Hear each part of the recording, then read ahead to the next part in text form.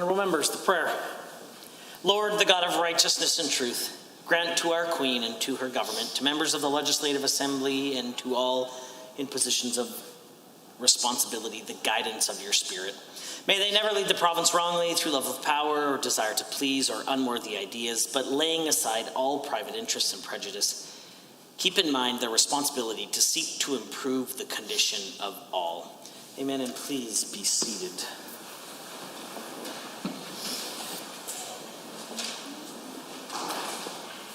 Introduction of visitors.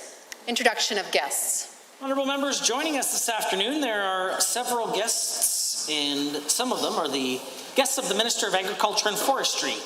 Their summer intern, Michaela Jansen, and her parents, Bill and Cheryl Jansen. Welcome to the Assembly today. Also guests of the Minister of Service Alberta, the co-founders of the Respect Group, Wayne McNeil and Sheldon Kennedy, and from the Central Alberta Child Advocacy Centre, Mark Jones. Honourable members, please welcome them to our Assembly.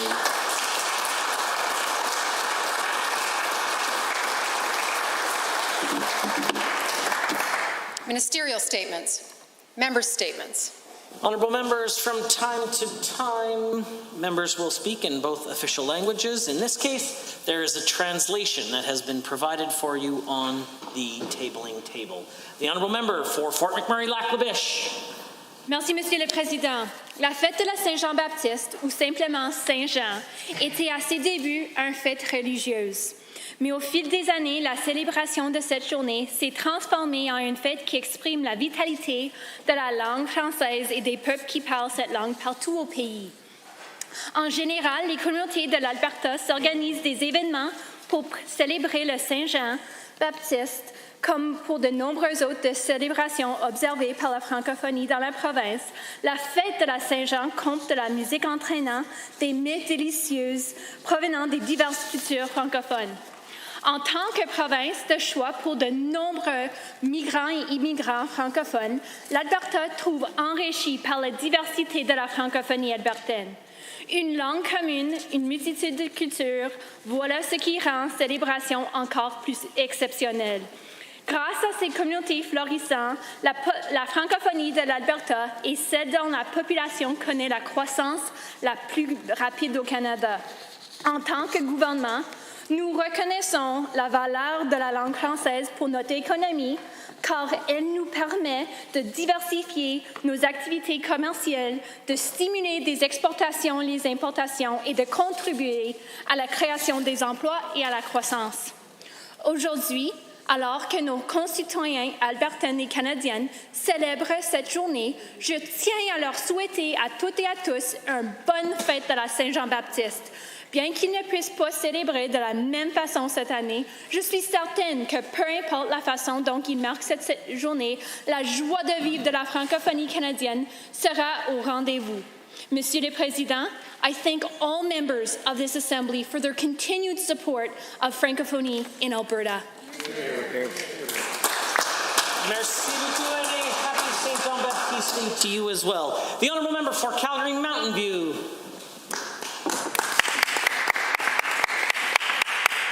Thank you, Mr. Speaker. Bill 16, if passed, will take money away from victims of crime to pay for other priorities. It will have a lasting effect on the lives of victims in this province. Victims and the organizations who support them have been speaking out across the province, but the UCP just don't seem to be listening. Mothers Against Drunk Driving, the Association of Sexual Assault Services, Alberta Council of Women's Shelters, Alberta Restorative Justice Association. These are just some of the agencies speaking out against the changes made in this bill. Not to mention the scores of survivors coming forward, reliving their trauma, to tell their stories, to try and make this government stop these awful changes. The minister has said repeatedly this is about growing the pie. Well, that isn't what victims' organizations who are being cut have to say. And if it is the truth, if the minister only intends to use the new funding coming into the Victims of Crime Fund to pay for police, then why did the UCP use their majority to shut down an amendment that would ensure that 75% of the funds were reserved for victims? We've proposed amendments to ensure victims, especially children, have access. Sending a committee to consult after the changes are already law is not a sufficient answer. Consultation should have been done before these changes were made. No one is saying drug treatment court is a bad thing. It's a very good thing. I was happy to see the UCP fund it. I even praised the minister for it. But that was when the government was paying for it. Asking victims of crime to pay for it is quite another thing. We should not be pitting elements of the system against each other.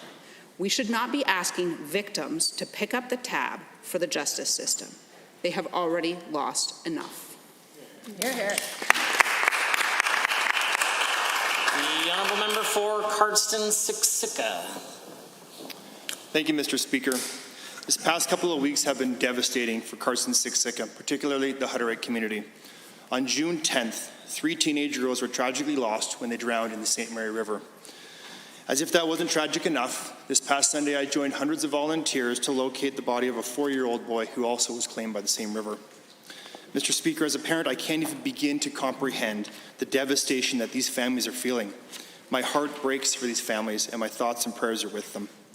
Over the past few days, prayers and well wishes and condolences have been showered upon the community, and I'd like to take a moment to thank all those who have sent those prayers and many efforts to come together to help lay these children to rest. I need to thank hundreds of men and women who came out together in the search and rescue effort. I want to thank the Lethbridge Area Search and Rescue Alberta, Southeast Search and Rescue out of Medicine Hat, the Hatarian Emergency Aquatic Response Team from Manitoba, the Lethbridge Fire and EMS, along with Lethbridge Fire Drive Team. I also want to thank First Nations elders, the Blood Tribe Band and Council, as well as all the Hutterite community members who lent a helping hand. I want to thank you to Staff Sergeant Kevin Wright, Colonels McLeod, Walsh, and Steele, and all the staff of the Raymond and Cardston RCMP detachments, the RCMP helicopter crew from Edmonton, RCMP jet boat crew from Redcliffe, and all the members belonging to the RCMP who came out and lent a helping hand. I'd also like to thank the Minister of Environment and Parks, his ministry, his Chief of Staff, Pam Livingston, and all those who helped from that department and the ministry. Mr. Speaker, I know I have missed some names, probably far too many to keep going on, but I want to thank every single person who dedicated their time to helping the families during this difficult moment. All of you will forever hold a special place in our hearts. May these beautiful souls rest in peace. The honourable member for Calgary-McCall has a statement to make. Thank you, Mr. Speaker. Would you gamble your child's education or your health care on something with less than 50% of succeeding? The Premier and his government did, and don't have a plan to improve their chances. Let me explain. The government is supporting the Keystone XL pipeline with $7.5 billion of public money. This support was necessary because they couldn't secure private investment for the project at the time due to the risk of Joe Biden becoming U.S. president and revoking the presidential permit. We in our caucus sincerely hope that this pipeline will be built and the project is successful. But to no one's surprise, Joe Biden has already stated he will revoke the presidential permit if elected. Currently, 538 polling has Joe Biden's leading by almost 10%. Odd makers think Joe Biden's chances of winning are at 55%. The Economist estimates his chances to win the Electoral College at 87%. Mr. Speaker, these are terrible odds. Right now, the government has better chance of winning a coin flip than the project being successful. The Minister of Energy said that she doesn't have a plan to do anything about this, and his planning like this is not a reality. Albertans deserve better. Keystone XL's success would be welcome news for our energy sector, and the government guaranteed $7.5 billion that the government might not even have. Recently, the government fired 20,000 educational assistants because it urgently needed to save $120 million. Albertans deserve a real plan to get this pipeline built. Otherwise, I'm afraid that this is not much more than a taxpayer-funded gambling rush for the government. Thank you, Mr. Speaker. The honourable member for Lloydminster, Vermilion Wainwright. Mr. Speaker, the COVID-19 pandemic has done an incredible damage to the province of Alberta, both in lives lost and economic impacts rippling through our province. The communities I have the privilege to represent are made up of small and large businesses, entrepreneurs, and employees of all kinds. In many ways, my constituency is a fantastic representation of the hard-working, can-do spirit Albertans are known for. The people of Vermilion, Lloydminster, Wainwright forged a unique identity while contributing gainfully to the great Albertan economy. Mr. Speaker, this government was elected to restore the Alberta advantage. But over the course of the pandemic, several of the businesses in my constituency have had their customer traffic reduced and their access to the market denied, with all too predictable consequences. Richard Winnicott of Polar Coach Lines lost all of his business early in the crisis. His company provided transportation for school trips, hockey teams, and other groups. He and his wife did not qualify for most of the federal or provincial relief, both professionally or personally, but their plight is very real. Dr. Darren Phillips, an optometrist from Lloydminster, was shut down from the middle of March until just recently. He answers to both the Alberta and Saskatchewan regulators, which made his reopening unnecessarily confusing for both himself and his customers. Iris Kynick, a local businesswoman and owner of Globe Footwear in Wainwright, was forced to close her doors while Walmart and other big box stores were left open and allowed to sell shoes.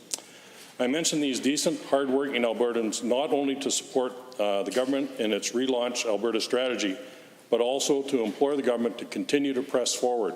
These constituents are incredible Albertans, and so many like them deserve a chance to persevere and restore Alberta to the pinnacle of the Canadian business once again. These are real lives, real businesses, and they represent the future of the Alberta economy. Thank you, Mr. Speaker. The honourable member for Edmonton Riverview. SAGE is an extraordinary organization serving seniors in the Edmonton area. Until March 31st of this year, they ran a wellness clinic that served seniors with complex needs. Nurse practitioners, physiotherapists, social workers, and pharmacists worked as a team, addressing the many challenging issues the seniors faced. These professionals were laid off at the end of March in the midst of the COVID-19 pandemic, leaving hundreds of seniors vulnerable at the worst possible time. Why did this happen? It happened because the UCP government cut funding to this cost-effective and transformational program. Under our NDP government, SAGE Seniors Association was one of 4 community-based clinics utilizing nurse practitioners in a pilot program. This initiative was created in response to the complex wellness needs of seniors who require a variety of services. This program employed salaried nurse practitioners who could spend more time with patients as compared to the time allotted by family doctors. In addition, social workers would support seniors to navigate provincial programs and assist with fundamental needs such as affordable housing. Supporting nurse practitioners to broaden their scope of practice was highlighted in the UCP's campaign platform and was recommended in the McKinnon report. Tragically, in this obvious contradiction, the UCP government cancelled this program, leaving hundreds of seniors with complex needs without primary health care.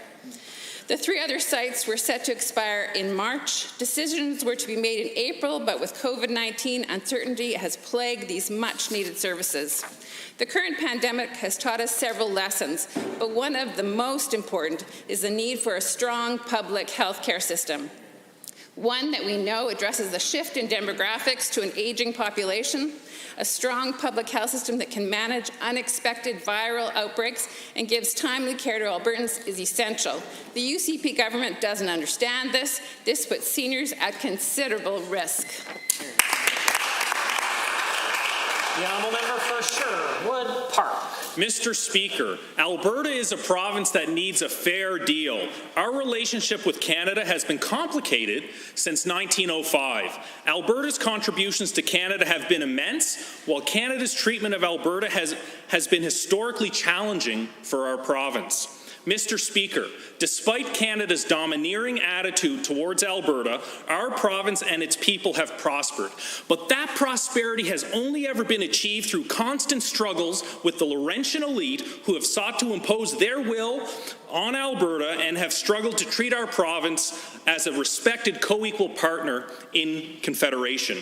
Our premiers have had to constantly fight with the federal government to defend Alberta's rights and prosperity, with Premiers Brownlee, Manning, Lougheed and Klein being notable historical examples.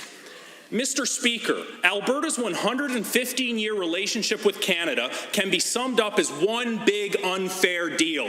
That's why, Mr. Speaker, our government is committed to getting a fair deal for our province within our country. Mr. Speaker, now, more than ever, Alberta needs a fair deal with Canada. We have a once-in-a-generation opportunity to chart a better course for Albertans. There are 4.3 million sparks of genius in our province. It is time, through a fair deal, to nurture them and see which ones can catch fire and become guiding lights. For that is the Albertan way. We are a province of perseverance and ingenuity.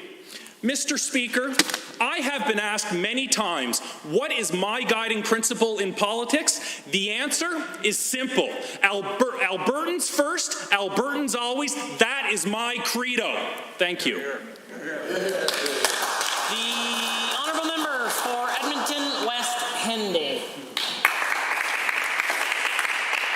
Mr. Speaker, Alberta's two big cities might have a history of friendly competition, but we also have a lot in common. Two world-famous hockey teams, two nationally acclaimed public universities, diverse and growing populations, and two light rail infrastructure projects held up by this UCP government. Last year, this UCP government added a clause to their funding agreement which would allow them to withdraw funds from the Valley Line West LRT and the Green Line with only 90 days' notice and without cause. The uncertainty caused by this has cascaded down to construction workers, companies looking to bid on these projects, and investors in residential and commercial developments along the lines. Because of the heavy-handed clause, Mayor Iveson said that he didn't know what to tell investors who were once interested. It's been almost a year since the minister announced these changes, and so far, this government has said nothing to restore investor certainty for these vital projects. The west extension of the Valley Line LRT will connect students, working parents, and seniors to the rest of the city via rapid and reliable public transit. Communities have been waiting for an extension line for years, and they need answers. Last week, after the City of Calgary almost unanimously approved the Green Line, the Minister of Transportation said that he would be doing a, quote, thorough analysis of the project, and he would, quote, keep an open mind. Through the minister's statement, it is clear that the UCP will do anything to undermine the Green Line and, in turn, the democratically elected city councils in our large municipalities. Despite years of promises, despite huge economic and social benefits, despite poll after poll indicating the majority of public supports this project, the UCP are still threatening to withhold funding. Albertans across this province are demanding access to inclusive, affordable, and reliable public transit. Their city councillors are listening and acting on this, and it's about time that the minister did too. Thank you. The honourable member for Airdrie Cochrane. Thank you, Mr. Speaker. I've been communicating with a constituent about the long-term effects of the drug mefloquine. This veteran courageously served Canada, and he, like many other soldiers who served overseas, particularly in Afghanistan and the Middle East, suffer from intense PTSD, and it appears that mefloquine played a significant role. This anti-malarial drug was commonly dispensed to Canadian forces while on tour. Members did not have a choice in taking this medication, nor were they familiar with its side effects, but they took it trusting the drug was safe. Some reactions are minor and subside quickly. Others are more serious, longer lasting, and permanent, including hallucinations, aggressive behavior, paranoia, and suicidal thoughts. Some studies have been conducted on the military's use of mefloquine in those who experience PTSD. In the U.S., American service members are being treated and compensated for claims linking their health conditions to its use. Unfortunately, in Canada, this is not the case. A class action suit was dismissed for delay in 2018. Since then, a mass tort was initiated so Canadian Forces members and veterans could claim damages against Canadian government to get the help that they need. Last September, Trudeau's government launched proceedings against a mefloquine manufacturer, yet at the same time brought forward a motion to stay this mass tort, wishing to absolve themselves of their responsibility. Enough is enough. These vets require our support. Standing by our armed forces members needs to be more than words. Without hesitation, they put their life on the line for this country, and they deserve their country to support them in their time of need. Mr. Speaker, they are not asking for more than we can give. They are asking what they are owed. Thank you. Honourable members, the time is now 1:50 and it is oral question period. And the Leader of Her Majesty's Loyal Opposition has the call. Thank you very much, Mr. Speaker. We cannot allow our democracy to be bought and paid for by the wealthy and the powerful. Yet, Mr. Speaker, Bills 26 and 27 reflect policies that would allow hundreds of thousands, if not millions of dollars to be raised and spent by special interests and big corporations to influence public opinion with almost no oversight. The Premier writes the questions, decides who votes, where they vote, when they vote, and how they vote. Why is the Premier clearing the way for his big money donors to flood the airwaves, influence public opinion, and purchase democracy? The Honourable the Premier. Mr. Speaker, here we have the new Democratic Party arguing that the greatest exercise of democracy, a referendum, is undemocratic.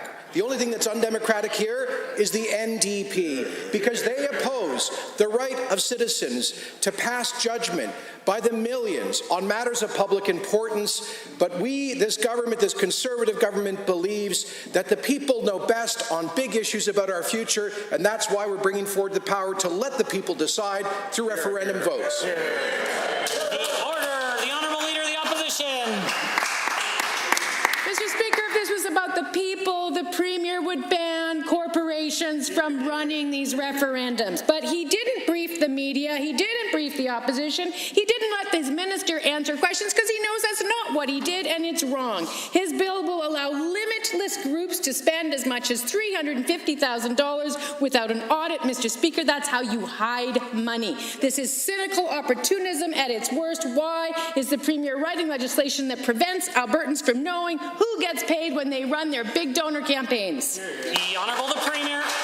So they're doubling down, Mr. Speaker, in their opposition to the purest form of democracy. The very first democracy in history, the Athenian democracy, had referendums thousands of years ago. Our neighboring provinces in BC and Saskatchewan permit referendums brought forward by the government. Alberta used to do that, Mr. Speaker, and here's the good news. We are going to keep our platform commitment to Albertans to let them do so again through this bill that will give the people the final say on important public matters. What a shame that the new Democratic Party has become the old autocratic party. The Leader of the Official Opposition. Well, Mr. Speaker, anyone who reads the legislation knows this isn't about strengthening democracy. This is about the Premier giving himself the power to create a big money machine. He wants full control over which issues will be put to Albertans, and he wants to allow his rich friends and donors to write checks from the shadows. This is not a civilian-driven process. This is a Premier-driven power trip. Why is he using this legislature to give himself more power to hide the money being spent by his rich corporate friends and insiders on our democracy? The Honourable the Premier. Mr. Speaker, the government giving away the power to make final decisions on big issues to the people. Only a bunch of socialists could consider that undemocratic.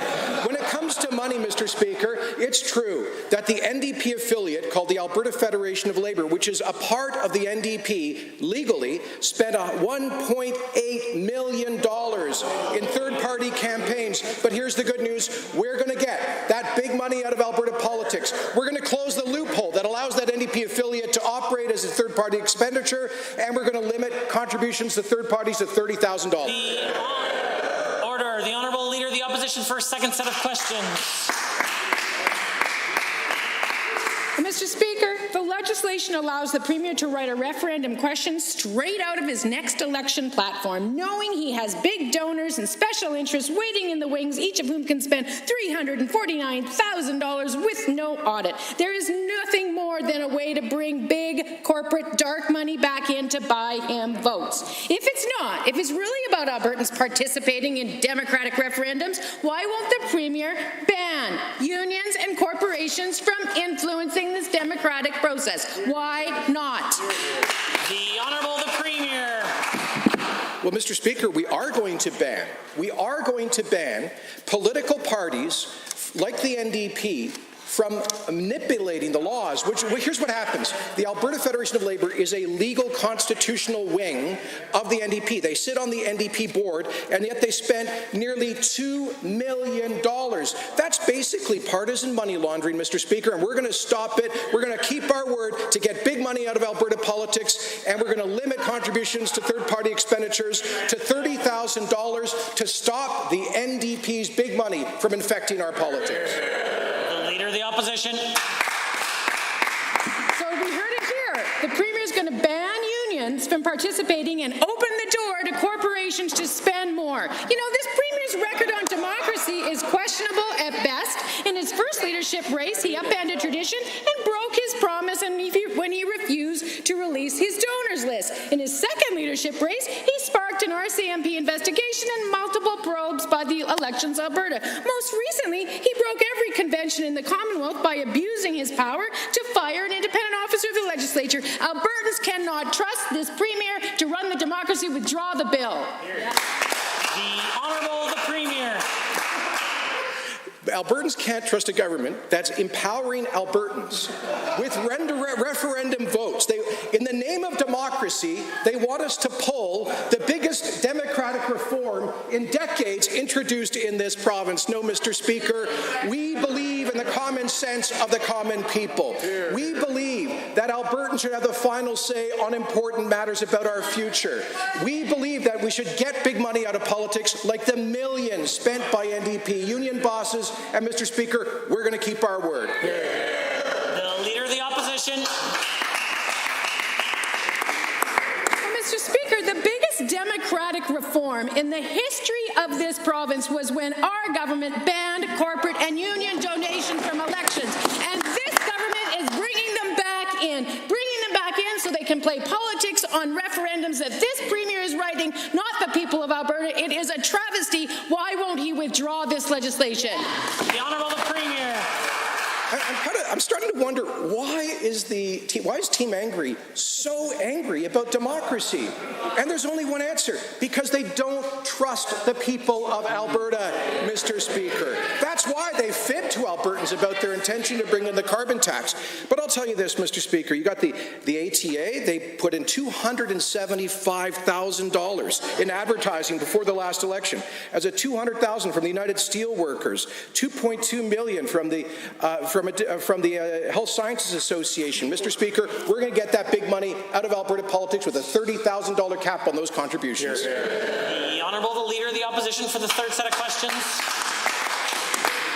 Well, we could talk a lot about the Used Car Dealers Association and the promises this Premier made to them to get money from them. Let me tell you, corporate money has far outweighed union money, but the point is you take it out and it's not a problem. These guys are putting it back in, and they're doing it by pretending to Albertans that referendums are somehow going to be democratic when it's about buying votes, not respecting votes.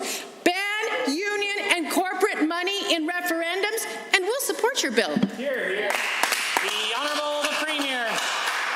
No, Mr. Speaker, I'm sorry, but I stand here on behalf of 4.4 million Albertans saying that we have confidence in their judgment to render a decision through democratic referenda, the purest form of democracy possible on critical issues. And today we see the NDP revealed for what it really is: a party, an ideological party with a narrow left-wing base that is angry with the decision that Albertans made in the last election and is unwilling to entrust Albertans with the governance of their own future. We disagree. We will proceed with this important democratic reform. The Leader of the Opposition. Mr. Speaker, our party believes that democracy is about votes. Our party believes democracy is not about how big a check your corporate donors write to you. That is why we took big money out of politics. This Premier is putting it back in. He's got a simple answer: yes or no. Ban corporate and union donations from referendum campaigns. Yes or no? And if not, why doesn't he trust Albertans to just vote? Yes or no? The Honourable the Premier. Speaker, I've got a list here of NDP supporting unions that contributed $4.8 million. $4.8 million to support the NDP over the past couple of years. Our platform says that we will remove big money from Alberta politics by imposing a $30,000 limit on donor contributions to political action committees and by closing the AFL loophole. I think that's the real reason they're running scared. They don't want Albertans to be able to decide on big issues, and they want to keep getting millions through the back door from unions. I can only imagine the Premier will be tabling that document, otherwise it looks a lot like a prop. The Honourable Leader of the Official Opposition. Mr. Speaker, I'm talking about a piece of legislation that was introduced yesterday that includes references to policies that have nothing to do with what the Premier is talking about right now. What they have to do with is bringing corporate money back into provincial election campaigns after the members opposite told Albertans they agreed it should stay out. They were dishonest. Their party was dishonest with Albertans when they said they would keep corporate dollars out of provincial election campaigns. Why did the UCP lie to Albertans about that? The Honourable the Premier. Mr. Speaker, under the legislation the NDP brought in, unions and corporations can contribute unlimited amounts of money to third-party advertising campaigns, including those that perhaps would be on referendums. We fundamentally and you know why they did that? So they could get $5 million of union support. We're going to shut the door on the NDP big money election scam, and moreover, we're going to give Albertans the final say on big issues through referendums, because unlike the NDP, we believe in direct democracy and the judgment of common people in this province. The Honourable Member for Edmonton, Highlands, Norwood. The UCP's cruel Bill 16 takes away supports from survivors of crime at a time when they need those supports the most. Survivors are speaking out, multiple victim services agencies are speaking out, and now municipal leaders are speaking out too. Red Deer County Councillor Christine Moore called the actions of the UCP a classic example of robbing Peter to pay Paul, and said it was grossly unfair. To the Premier, you're on the record stating the need for supports for survivors of sexual and domestic violence. So how can you possibly justify the raiding of the Victims of Crime Fund, which helps those survivors? The Honourable Minister of Justice and Solicitor General. Mr. Speaker, I was in Red Deer just last week when we announced the establishment of a new drug treatment court in that city, Mr. Speaker, and the mayor of Red Deer was there, was excited about that. You know why we were able to bring a drug treatment court, a compassionate area into the justice system, to Red Deer, Mr. Speaker? Because we are expanding and growing the Victims of Crime Fund by 50%, Mr. Speaker, from 40 million to 60 million, Mr. Speaker. The NDP are angry about that because for 4 years, they did not do anything to expand drug treatment courts, Mr. Speaker. We've already doubled them in Calgary and Edmonton. We're bringing them across Alberta. The Honourable Member for Edmonton Highlands Norwood. I was the victim of a serious random physical assault. I was hit multiple times before I was pushed down a flight of stairs, and then my attacker placed his hands around my throat and strangled me. Those are the words of survivor Taryn Art, who shouldn't have to relive her traumatic experiences to get this government's attention. She applied to the Victims of Crime Fund because it gave her hope, it gave her a safety net and assurances that she wouldn't have to pay for services for something she never asked for. She said this bill feels like another criminal act, stealing from the victims who need it the most. To the Minister of Justice, what do I tell Taryn and the other survivors who are speaking out? The Honourable Minister of Justice, Solicitor General. Mr. Speaker, we're going to continue to have victim services in this province. We're continuing to grow this program. We're engaging with them. We have the member from Airdrie East, the member from Grand Prairie are currently working on their engagement plan with stakeholders to make sure we have the best possible services for victims. No one should be a victim, Mr. Speaker. But I want to read to this people here. Drug treatment court is the reason I am alive today. I was facing 4 years in jail for trafficking meth in Camrose and was so sick and deep in my addiction that my life was falling apart. My children and I were near death. Today I am proud to say that I continue my life in recovery and advocate those who struggle with addictions and mental health. That's what drug treatment courts do. Honourable Member. Survivors Minister, and many survivors are reliving traumatic experiences just so this Premier can understand the terrible consequences of this bill, and they shouldn't have to. Deb Tomlinson with the Association of Alberta Sexual Assault Services said if survivors are going to make the difficult decision to enter the criminal justice system, they deserve supports like those provided through sexual assault centres and the Victims of Crime Fund. Premier, your platform highlights the importance of addressing domestic and sexual violence. And to the Minister of Status of Women, you talk about supports for survivors, but I haven't heard you speak up for them. Why are you silent now? Honourable the Minister of Justice, Solicitor General. Mr. Speaker, what I would say to those that have been victimized right now, Mr. Speaker, don't listen to the NDP. They're trying to scare you. This government will continue to be there for you, Mr. Speaker. This government understands the issue. That's why we brought forward laws like Claire's Law, Mr. Speaker. We're going to be there for victims. This is about making sure we listen to Albertans and listen to their priorities. We were there in rural Alberta where people are sleeping literally with axes under their bed, Mr. Speaker, because they're living in fear because the NDP did not listen to them for 4 years. This allows us to respond to victims across Alberta, Mr. Speaker. It's a better policy. It's the right thing to do. The honourable member for Peace River has the call. Speaker, yesterday the Minister of Justice stood in this House and introduced legislation that will expand Alberta's ability to listen to Albertans directly through a referendum. Absurdly, the NDP today and their allies have claimed that somehow this is undemocratic, quote unquote, to the Minister of Justice. For the benefit of those who are confused, including the opposition today, could you please explain how we're putting the power back in the hands of the people of Alberta?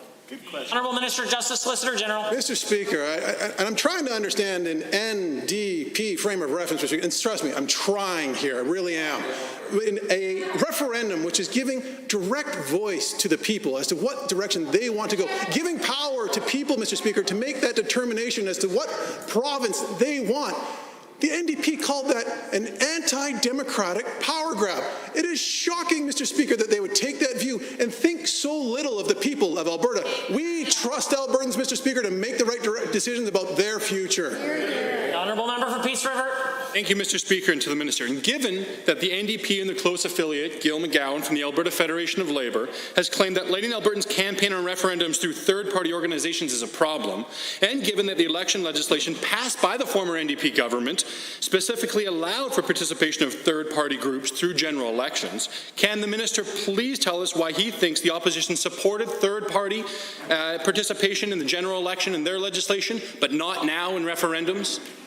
The Honourable Minister of Justice. Oh, Mr. Speaker, oh, Gil. Gil, as always, he's a treat, Mr. Speaker, and I'm sure a lot of members opposite have his number on speed dial, Mr. Speaker.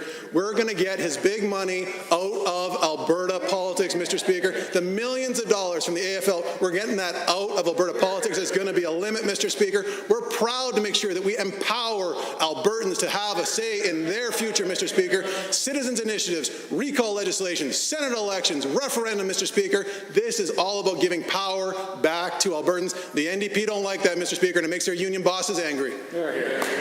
Peace River has the call. Thank you, Mr. Speaker, and to the Minister. Given that it seems the NDP position on referendum has more plot twists than an episode of Tiger King, and given that the NDP and their affiliate, Gab McGowan, seem to have expressed concern that this legislation doesn't address citizen-initiated referenda, and given it's revealing and comforting to know that they seem to at least have had a change of heart when it comes to citizen-initiated referenda, could the Minister please let us know what the government's plan is for citizen-initiated referenda going forward? Honourable Minister of Justice, Solicitor General. Mr. Speaker, this is one of the situations. We don't know if the NDP are coming or going or coming or going, but one thing that we do know is that we're going to empower Albertans to have their voice. If they want a policy issue considered, Mr. Speaker, our legislature is going to have a committee that's going to review this issue, Mr. Speaker, and we're going to be bringing forward legislation this fall, Mr. Speaker, to give Albertans that voice, Mr. Speaker. They've been asking for it for a long time. We're going to give it to them, Mr. Speaker. The NDP don't like it. I don't know if they're coming or going anymore. Maybe they'll support it. Maybe they won't. Probably just depends. Maybe they need to talk to each other. We don't know. Twitter was all over the map last night. It was pretty enjoyable. Thank you, Mr. Speaker. The honourable member for Edmonton Gold Bar. Yesterday, the Environment Minister announced that he's allowing industry to avoid its environmental obligations for another 3 weeks. Even though the government says it's safe to go to the movies or get a haircut, it's apparently still far too dangerous for scientists to go outside to collect soil, air, or water samples. Now the minister says that something magical will happen on July 15th when it will, and the danger will be past. Why exactly is it not safe for people to conduct that monitoring today? Hear, hear.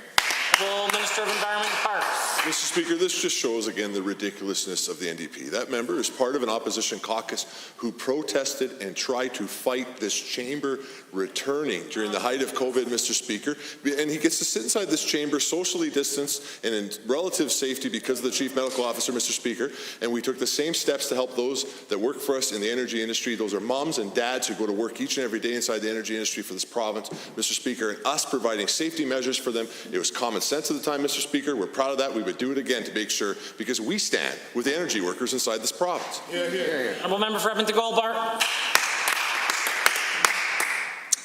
Given that the minister's cynical use of a pandemic to let industry pollute without consequences has made international news, and given that many Albertans are still skeptical of this government's shabby environmental record and failure to respond to climate change, can the minister tell us why it was more important to let industry off the hook than it was to protect Albertans' health and Alberta's environment? Hear, hear.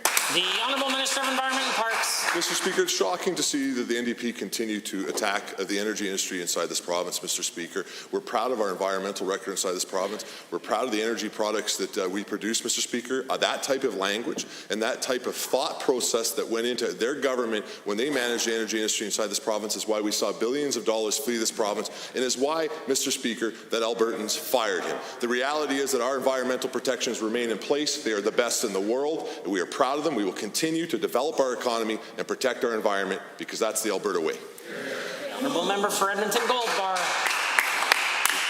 Well, given, Mr. Speaker, if you want to protect the environment, you actually have to do the work. And given that the minister's shameless giveaway to wealthy supporters has definitely violated First Nations rights, and given that the First Nations of Alberta are in fact heading to court over this very issue, isn't it true that the minister changed the end date of his monitoring suspensions because he knew that they wouldn't stand up in court?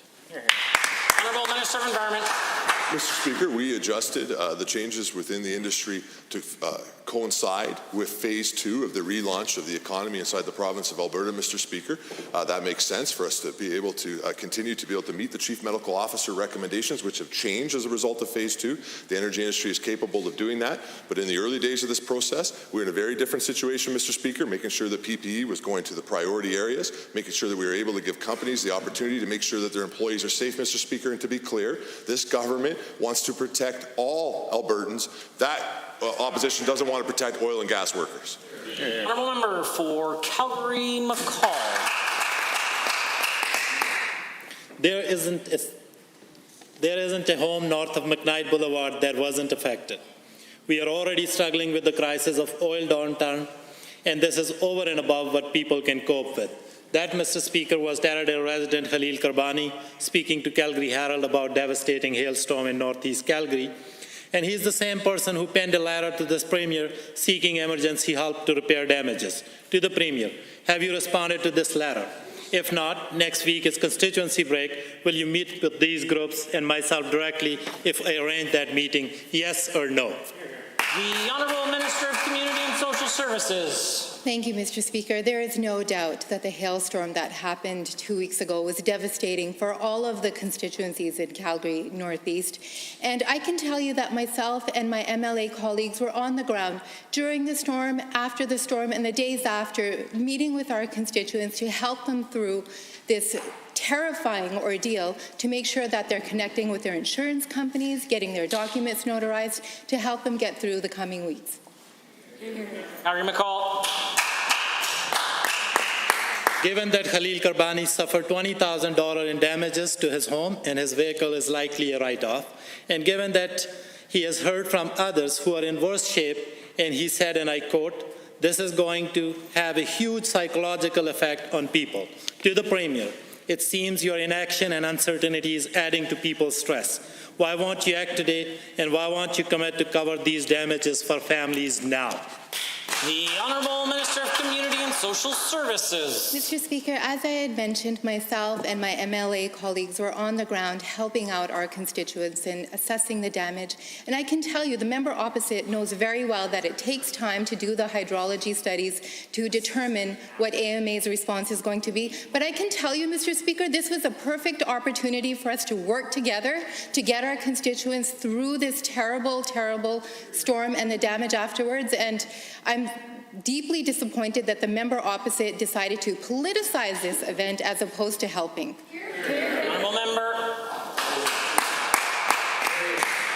Given that our community believes that this hail disaster should be treated the same as Fort McMurray and High River, who were quickly granted disaster designations after devastating fires and floods, and given that Mishai, resident of Saddle Ridge, who said, and I quote, "Something should be done by government. I have never seen something like that, and I am 55. I have lived in many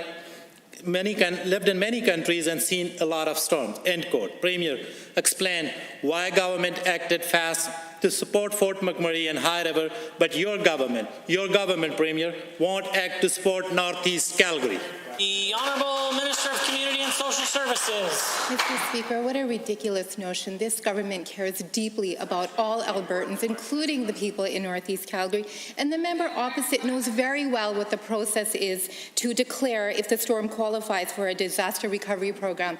Again, this member is using this opportunity as a political motivation to enhance his own profile in that constituency, and he's not helping matters at all. We could have worked together to move forward, but he chose not to, and I am focused, as well as my other MLA colleagues, on helping our constituents.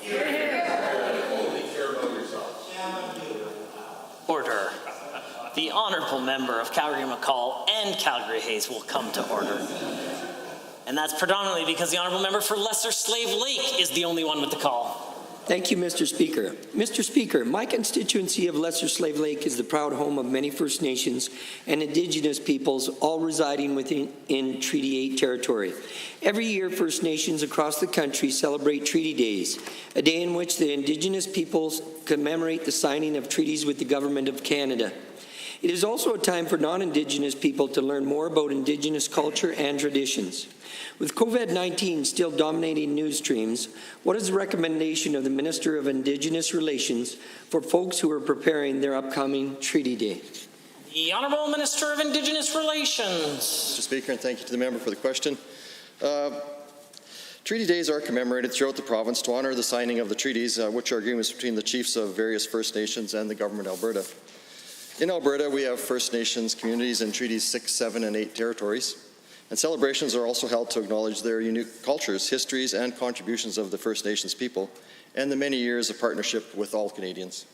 We have been in communication with the First Nations leadership, the Ministry of Health and Indigenous Services Canada, in developing appropriate health guidelines for possible events so that they can be held safely. Member for Lesser Slave Lake. Thank you, Mr. Speaker, and thank you to the Minister for his answer. Given that public health restrictions have been loosened, and given that Treaty Day celebrations are a big part of the Government of Canada's relationship with the Indigenous people across this country, to the same Minister, is the Ministry working with these First Nations to ensure that their Treaty Day celebrations can continue while making sure these celebrations are conducted in a safe manner? The Honourable Minister of Indigenous Relations. Thank you again, Mr. Speaker. Indigenous people not only have treaty days, of course, but various important ceremonial events this summer, like the powwows and the sundances. And we're working closely with Indigenous leadership in the province and trust that they are making decisions to both honour the ceremonial events and protect the health of their people. These events are full of social, artistic, and spiritual and cultural significance and meaning. Possible steps to protect public health at these events will include physical distancing, precautions around the sharing of food, no public signing, and screening attendance for symptoms, just to name a few. The Honourable Member. Thank you, Mr. Speaker, and thanks again to the Minister for his answer. Given that Treaty Day celebrations are tradition for both the Government of Canada and Indigenous people, and given that these celebrations provide an opportunity for non-Indigenous folks to learn more about the culture and traditions of the First Nations people, is the Ministry of Indigenous Relations working with First Nations to provide alternative solutions since traditional Treaty Day celebrations are cancelled for the time being? The Minister of Indigenous Relations. Thank you, Mr. Speaker. Well, it is very important for First Nation communities and all Albertans to take time to commemorate the treaties and to celebrate First Nations culture. I recently co-hosted a virtual celebration for National Indigenous People Day this past weekend with our Minister of Culture, Multiculturalism, and the Status of Women, with beautiful traditional songs and dance performances. And I'm sure that with some creativity, celebrations can still be held that are safe, inclusive, and adhere to restrictions. Again, we respect Indigenous leadership to continue to make the best decisions on their ceremonial events and are working with the Ministry of Health as to how to move forward safely. The Honourable Member for Lethbridge West. Yesterday, the Premier said big insurance companies should slap a lawsuit on me and also asked me to name the profitable companies who are raising people's car insurance premiums so his friends could sue me. I'm happy to oblige. Security National took in $139 million more in premiums than they paid out in 2018. Then premiums went up by 10%. While Manisa took in $104 million more than it paid out in 2018, premiums went up by 12%. There are more. I posted them on my Facebook page. This question is for the Premier. Is it now a matter of government policy to encourage big insurance companies to sue me or anyone else for posting about their profits? Good question. The Honourable Minister of Finance, President, Treasury Board. Mr. Speaker, the members of the opposition keep raising the issue of insurance, and I find that really perplexing, given they had 4 years to fundamentally deal with a problem that Albertans are experiencing with increasing claim costs and resulting increasing premiums. The members opposite did nothing to address the problem, Mr. Speaker. Our government has initiated a panel report. They will be delivering a final report very shortly. We will go through that report, Mr. Speaker, and we will deliver a solution, a lasting solution for Albertans. The Honourable Member for Lethbridge West. Well, given that the minister's claim about claims costs is proven false by his own superintendent of insurance, and given the Premier has denied disaster coverage for residents of Northeast Calgary, given that many of them are left with nothing because insurance companies have denied their claim, given it now, profitable insurance companies aren't helping people who've had to park their cars and reduce their insurance coverage because they lost their jobs during the pandemic, will the Premier or the Finance Minister reverse their position, side with the residents of Northeast Calgary instead of their friends in big insurance companies? Hear, hear. The Honourable Minister of Finance, President, Treasury Board. Mr. Speaker, I too want to acknowledge the loss experienced by many Albertans in Calgary due to that very significant hailstorm. And Mr. Speaker, we're reaching out daily to IBC, the Insurance Bureau of Canada, to ensure that insurance companies are delivering for the policies and for the individuals in Calgary who need assistance from their insurance companies these days. Calgary MLAs are reaching out to their constituents and assisting them. Mr. Speaker, we will continue to support Albertans. The Honourable Member for Lethbridge West. Given that it's possible the Premier threatened to have me sued yesterday because I pointed out two things. First, that his close friend is now the lobbyist for the Insurance Bureau of Canada. And second, when the Premier was asked about skyrocketing car insurance, he bragged that his own rates went down by $200, and that actually shows how out of touch he is with ordinary people struggling to get by. Is it now a matter of government policy to threaten to sue any Albertan who asks about lobbyists? And whose side is this government and this Premier really on? Hear, hear. The Honourable Minister of Finance. Mr. Speaker, that is a ridiculous question. Mr. Speaker, this government is on the side of Albertans and on Alberta consumers. Our study that we've commissioned was commissioned in such a way to take an Alberta consumer perspective, Mr. Speaker. We are ultimately concerned, and our goal is to ensure that Alberta motorists have fair, affordable and effective insurance available to them, Mr. Speaker. The NDP failed to deliver. Mr. Speaker, we will not make that mistake. We will deliver to Albertans. The Honourable Member for Edmonton West Henday. Mr. Speaker, Canada's emergency commercial rent assistance program is failing many businesses. The UCP acknowledges that there are gaps in the program, yet they haven't filled them. The program is set to expire at the end of the month, and the minister has said the eviction ban in Alberta will not be extended to businesses that access that program. So what happens at the end of June for businesses that the UCP has decided not to support? What will it take for this government to finally support small businesses? The Honourable Minister of Economic Development, Trade and Tourism. Thank you, Mr. Speaker. As we've mentioned before in this House and we'll mention again, the federal CECRA program had some gaps. We identified them. Even though our contribution to the program will be an estimated $67 million. The Commercial Tenancies Protection Act that we introduced protects tenants and tenants from evictions, late fees, penalties, rent increases. It also supports tenants and landlords to work together to come up with a rent payment plan that supports both of them. We know they know what's best for them, and we trust them to work together to be successful. The Honourable Member for Edmonton West Henday. Well, given that the federal-provincial program is not working for landlords or tenants, and it prevents them from using what little help this province is offering them, and given that all this UCP government has offered is more debt and deferral, with many of these businesses already struggling to survive, and given the CECRA program will expire before many of these businesses can even fully reopen, Minister, when will you take responsibility for your failed programs and provide direct supports to Alberta businesses now? The Honourable Minister of Economic Development, Trade Trade and Tourism. Thank you, Mr. Speaker. Mr. Speaker, as we've said before, the provincial supports and deferrals that we put in place from the very early days of the pandemic, totaling billions of dollars, help our job creators. All the measures that we've put in place, combined with the $5,000 grant, with more information that will be released on that shortly, give us amongst the highest level of supports of all provinces across Canada to support our job creators. Unlike the members opposite, we're not dictative or prescriptive in how the funds can be used. The $5,000 grant can be used for rent relief. Member.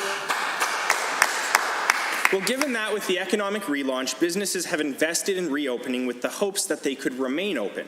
But given that the spread of COVID-19 is unpredictable and businesses may need to close on the order of the Chief Medical Officer of Health, as we saw with restaurants here in Edmonton this week, and given sudden closure will reduce revenues and create more economic uncertainty for businesses, will the minister guarantee no businesses will have to worry about being evicted after August 31st because they cannot pay their rent?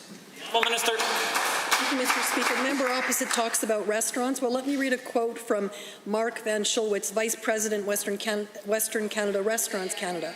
Restaurants Canada appreciates the government coming to the table with this much-needed commercial rent protection legislation. The inability to pay rent with little or no revenue for the last few months, combined with the inability to convince landlords to participate in the CECRA program or other rent relief arrangements, is the #1 concern for the majority of Alberta's restaurants. The legislation introduced will provide the time needed for restaurants, tenants, and their landlords to agree to long-term rent solutions without worrying about evictions. The honourable member for Drumheller-Stettler has the call. Thank you, Mr. Speaker. Albertans everywhere have done a great job following the public health orders. Many areas like mine have almost no active cases. Actually, to date, there are only 3 active confirmed cases in the entire Central Health region and no hospitalizations. Most of my constituents are relieved that we're now in phase 2 of relaunch, but many are concerned with the restrictions that are still in place, including those on outdoor events, especially in rural Alberta. To the Minister of Health, will our government lift the outdoor crowd size restrictions to allow rodeos, team sports, and cultural events to get back to business and make sure they can remain a vital part of our community? The Honourable Minister of Health. Well, thank you, Mr. Speaker. And like you, I know that very clearly that rodeos are an important tradition, summer tradition for Albertans, and we have responded to requests from rodeo operators and developed guidance and to help reduce the risk of transmission among volunteers, workers, patrons, and athletes, so rodeos can open. Stage 2 guidance currently recommends a limit of 100 spectators, provided that physical distancing can be maintained. And we're closely monitoring the spread of the virus, and in consultation with the Chief Medical Officer of Health, we will adjust our restrictions and size of gatherings when it's safe to do so. Honourable member for Drumheller-Stettler. Thank you, Mr. Speaker. Many nonprofits that hold outdoor activities have business models that rely on attendance to function, and many would have the ability to social distance while greatly increasing crowd size. Given that many of these types of organizations across Alberta are finding it impossible to operate when they cannot allow enough attendees under current public health orders.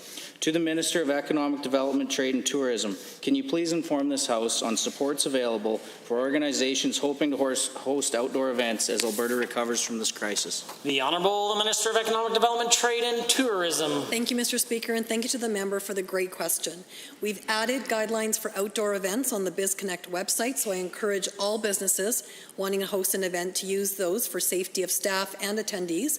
We've implemented billions of dollars of supports for our job creators throughout the pandemic, ranging from our $350 million WCB payment program to our upcoming relaunch support grant, which will give businesses and nonprofits forced to close or curtail operations up to $5,000 to use for whatever they need, and we know they know how best to use those funds. Drumheller-Stettler.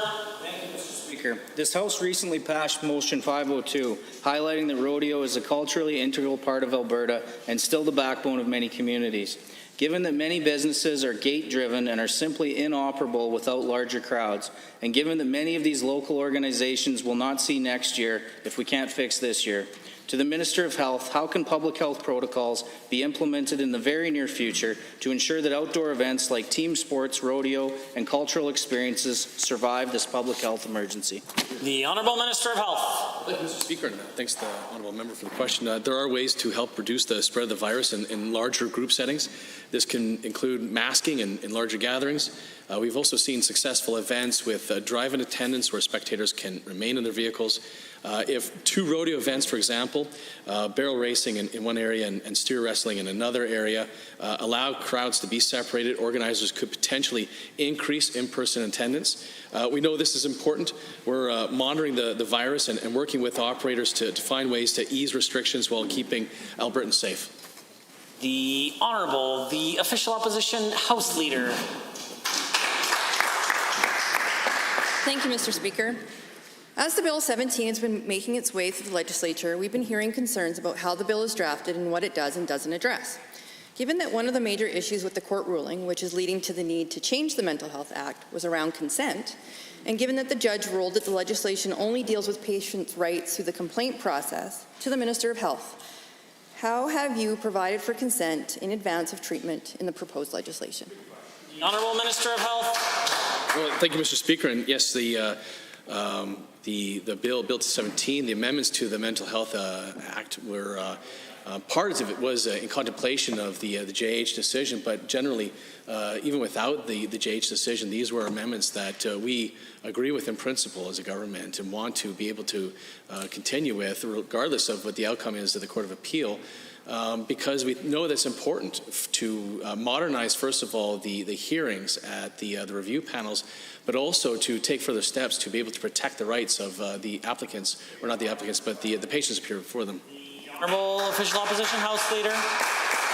Well, thank you, Mr. Speaker. Given that the Minister didn't answer my question about consent, and given that the Minister has repeatedly said that this legislation is about protecting patients' rights, and given that the only provision of this legislation that will be in force upon passage is in regards to allowing health practitioners, like nurse practitioners, to assess and treat patients, and given that there are no provisions in Bill 17 to ensure that a patient or their nearest relative are to be made aware of their right to deny consent on any treatment, to the Minister, how exactly does this legislation protect the rights of patients today?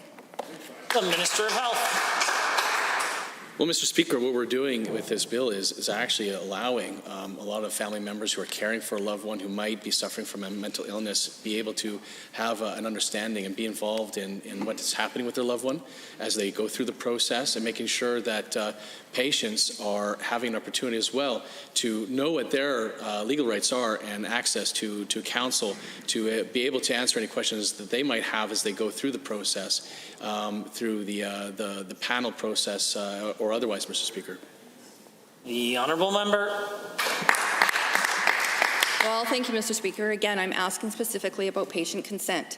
Given that one of the reasons that admission certificates are often needed is due to serious mental health concerns, and given that in these cases many individuals are not in the best place to make decisions around their own mental health, and given that family members can legally make these decisions on behalf of the patient in the cases according to the Act, why is there no provision in Bill 17 that a member of the family will be provided with a treatment plan?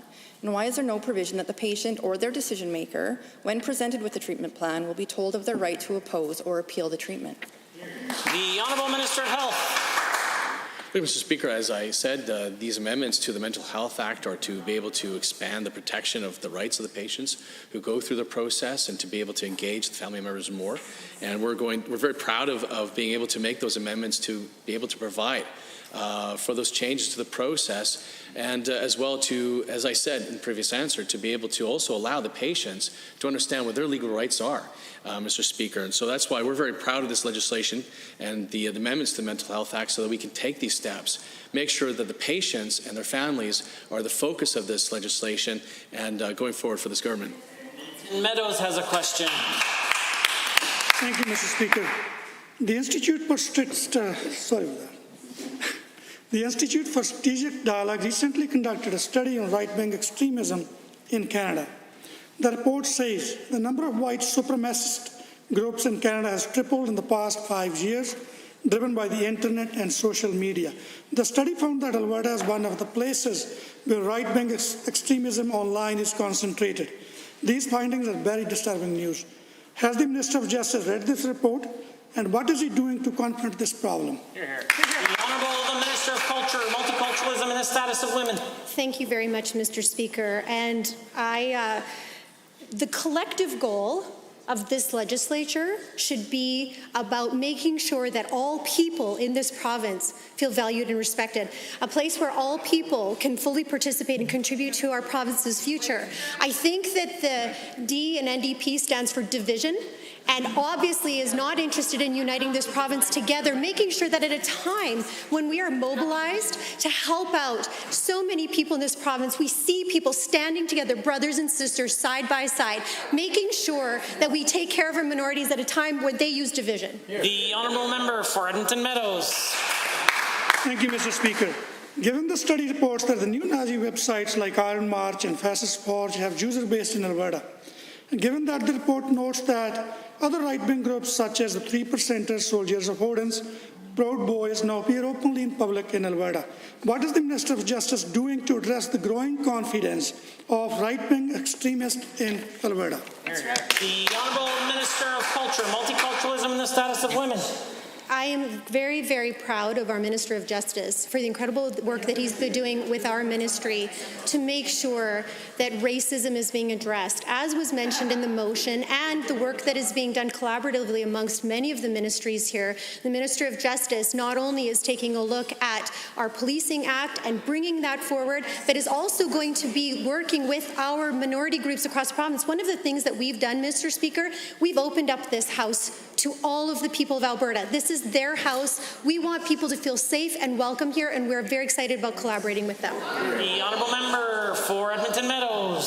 Mr. Speaker, given that the Justice Minister himself has refused to condemn racist and anti-Semitic comments from his own appointees, given racist and anti-Semitic comments made by the UCP government's own appointees, and given those comments reflect the same language we hear from extreme right-wing groups like those studied in this report, and given his government has not been shy to condemn Albertans simply for their environmental views, why does the minister not apply the same energy to confronting hateful prejudice from one of his own appointees? The Honourable Minister of Justice and Solicitor General. Mr. Speaker, and I say this to all Albertans, this government condemns all forms of racism, full stop. Shame on that member for the allegations in that question, Mr. Speaker. This government condemns all forms of racism, Mr. Speaker. We will not be divided by the NDP. Enough is enough. We are here for all Albertans, all.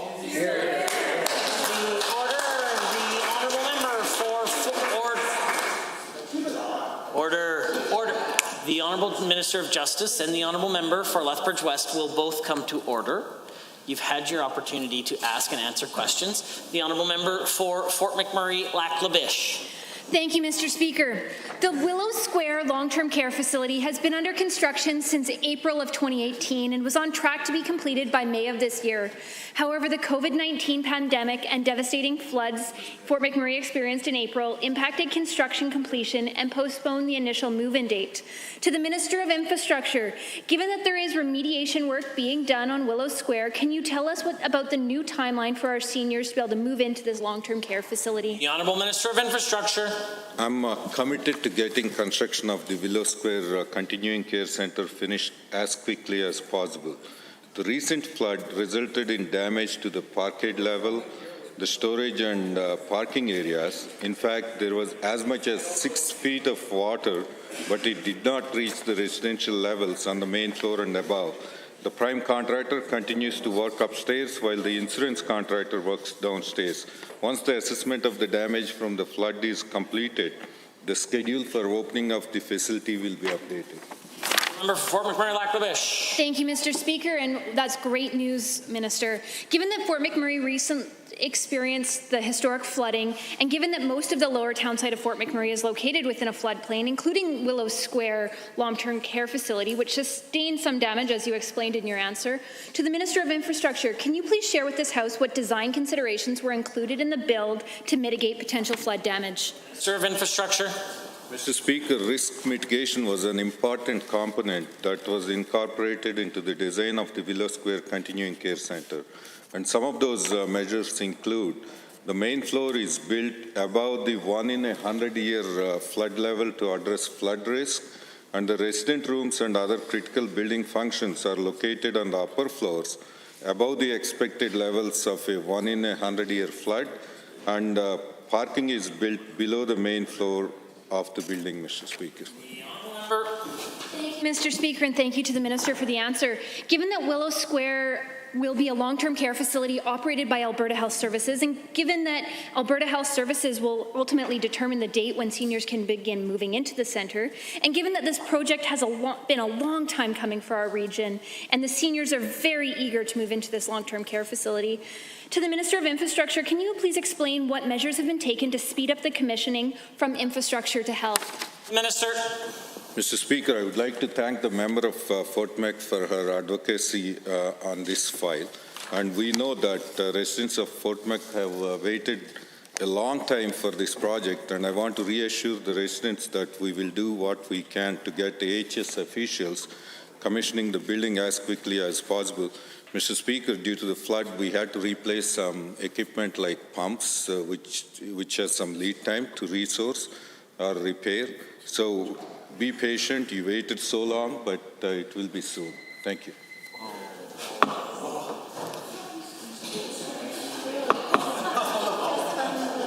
Honourable members, in 30 seconds or less, we will return to the remainder of the daily routine.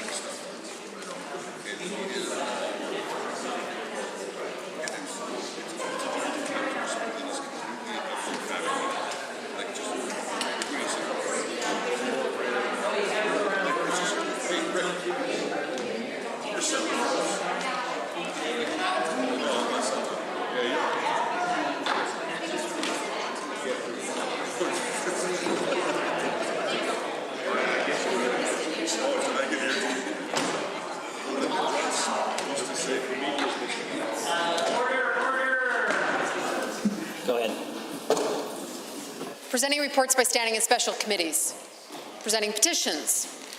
Notices of motions. The Honourable Government House Leader. Thank you, Mr. Speaker. I rise to give notice of Government Motion 28 to be put on the order paper in my name as follows. Be it resolved that the Legislative Assembly, A, condemn the actions of public sector unions who are blocking a proposed wage top-up for healthcare aides in continuing care facilities, and B, express its gratitude to the hardworking healthcare aides who are helping to keep Alberta's most vulnerable people safe during the COVID-19 pandemic. The Honourable Minister of Service Alberta. I rise today to request leave to introduce Bill 28, the Vital Statistics Protecting Albertans from Convicted Sex Offenders Amendment Act of 2020. Our government is committed to ensuring that families are safe, secure, and protected. If passed, this bill will prohibit convicted sex offenders from being able to legally change their names and hide in our communities, which will help to protect children and vulnerable Albertans. Thank you. Honourable members, the Minister of Service Alberta has moved first reading of Bill 28, Vital Statistics Protecting Albertans from Convicted Sex Offenders Amendment Act 2020. All those in favour of the motion, please say aye. Any opposed, please say no. In my opinion, the ayes have it. That motion is carried and so ordered. Bill 28, Vital Statistics Protecting Albertans from Convicted Sex Offenders Amendment Act 2020 is now read a first time. The Honourable Minister of Municipal Affairs. Thank you, Mr. Speaker.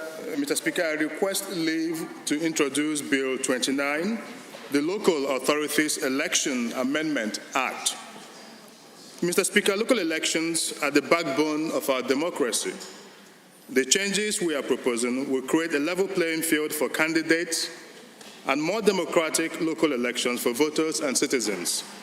We have consulted with Albertans, and through our consultations, we have become aware of a number of gaps in the democratic process at the local level.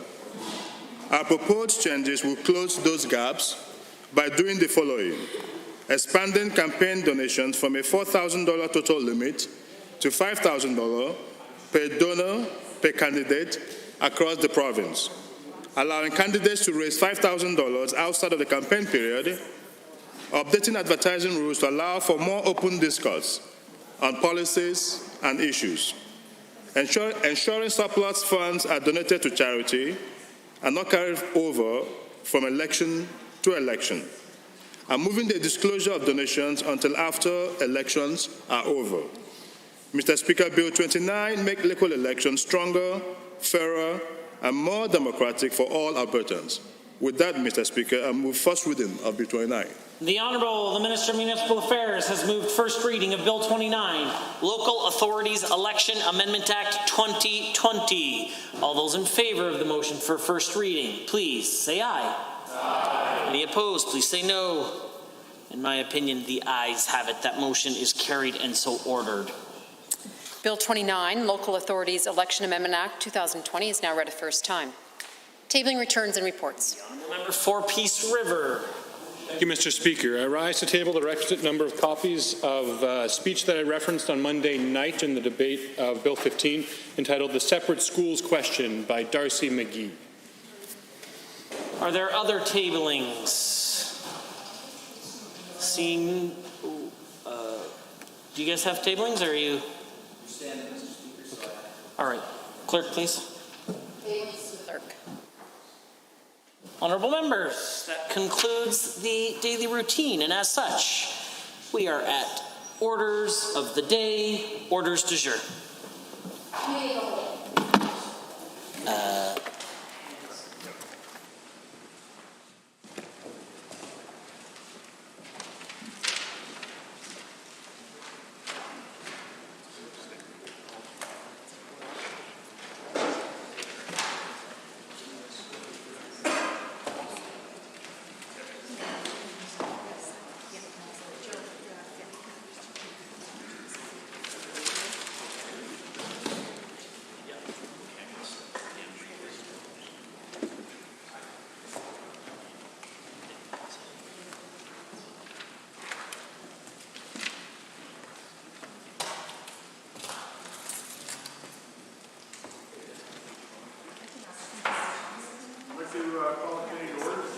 Has under consideration Bill 15, Choice in Education Act 2020. Are there any comments, questions, or amendments offered with respect to this bill? Are we currently on the amendment right now? We are on the main bill. There are no. Oh, we're on the main bill. Yes. Okay, fantastic. So that's okay. I'll speak to the main bill amendment. Thank you very much, Mr. Chair. I've been honored to rise and speak to Bill 15 a few times in the House already. You know, I've commented multiple times that, you know, as a proud former educator, somebody who worked in the education system for many years, just how proud I am of our public education system, and how proud I am of the fact that 93% of Albertans choose our public education system, and I think that's something for which we should be quite proud. Now, one of the concerns that well, there's a few concerns that have been raised, and I've shared countless times in this House. In fact, my reticence around the expansion of charter schools when we have such a strong system. And I give the example of Edmonton Public, in fact. Edmonton Public is, and they've actually been studied globally, and they've been praised for their for the diversity of choice that they've been able to offer within their public system. And it's interesting when, you know, again, you see jurisdictions around the world who are very much praising Edmonton's system. And I gave the example of, you know, there's sports programming, of Indigenous programming, faith programming. Edmonton Christian Schools is a great example. Those schools were historically private schools, and they were absorbed into Edmonton Public, and it's been a really successful model. And I want to again put on the record my concerns about what we've seen. And again, I like to take, I know sometimes other folks in this House are fearful of an evidence-based approach. But I like to really ground myself in an evidence-based approach. And I can survey some of the research around the world on charter schools in particular, and actually countless jurisdictions within the United States. You can see a pattern of when states, because of course education is sort of a very piecemeal operation right now in the states, and governed at the state level. You've seen examples where when those same states move towards more private and charter schools, there's a direct impact, negative impact on the public systems, and you see a drain of resources, both financial and human, from those public systems. And so again, I want to be very clear. There are some incredible charter schools in the province of Alberta. They're doing great work. I've said that on record multiple times. I know my colleagues and I have constituents who choose charter schools. So we're not opposed to those charter schools that currently serve our province. Absolutely not. Mother Earth Charter School is one example. Boyle Street Education Center, Suzuki Charter School. In fact, I just heard from a parent. Was it last night? Sorry, time is very tricky these days. I think it was last night. Who'd seen me speaking about charter schools yesterday in the House, and she said thanks for speaking up. She said, I choose to send my kids to a charter school. I think she said she has two daughters, one who's very artistic. So she said, I choose to send my daughter to those schools. Absolutely, that's my choice. And she said, I know you support that. She said she's worried though.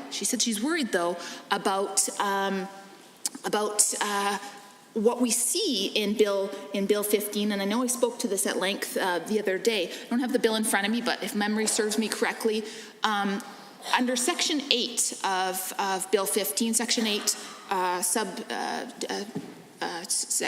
2, the first part talks about pedagogy and about how charter schools, basically the intent of charter schools, which again I'm summarizing, but it's that they offer a distinct pedagogical approach, something along those lines. The second piece says vocation-based education.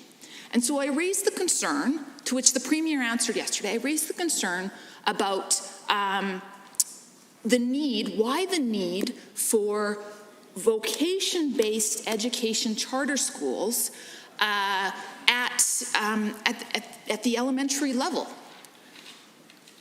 To which he responded, noting that I was degrading the trades or something to that effect. And absolutely not, because had he listened to what I'd said prior, I talked very much about how proud I am of Alberta Education's course offerings that support the trade. And you might say, well, why is that member promoting the government's programs? Well, because I was part of Alberta Education. I was the executive director of high school curriculum. In that role, I was so proud of how we were supporting careers education. In fact, I was working in Alberta Education in the ministry under consecutive PC governments as well, and was proud of the work that we were doing to advance careers education. Dual credit, CTS, CTF, green certificate, work experience. I could go on at length about how powerful these programs are. And they're offered all across the province. I noted the other day that, when I was teaching in Both, Alberta, certainly kids didn't have the same array of programming that they would have gotten, say, down the road in the big city of Camrose. But we tried hard to adapt those programs. So for instance, with Green Certificate, if you don't know about Green Certificate, it's an incredible agricultural program that offers kids get a certificate. They get credits in a number of different fields. There's like crop science, there's calving, I think they call it, cows and calving, something like that. I'm getting the course term wrong. I did grow up in rural Alberta, so I do know a little bit about it, but I just don't want to get the course title wrong. There's an equine one working with horses. The list goes on. There's a pork, I think they call it. Maybe they call it hot production. Doesn't matter. I'll get you, if anyone has questions, I'll get you all the names. The point being, this is an expansive realm of course offerings, and I love, even though clearly, you know, I'm not working for Alberta Education anymore, I love to promote those programs. And my point in telling you all this, to connect it back to Bill 15, is the fact that we offer already, and this was my point to the Premier yesterday, we offer already an extensive range of career programming, vocation-based education, if you will, particularly at the secondary level, the most offerings of which are, of course, at the 10 to 12 level. And so I asked the Premier, why is there a need to expand that, as the bill is currently written, to the K to 6 level?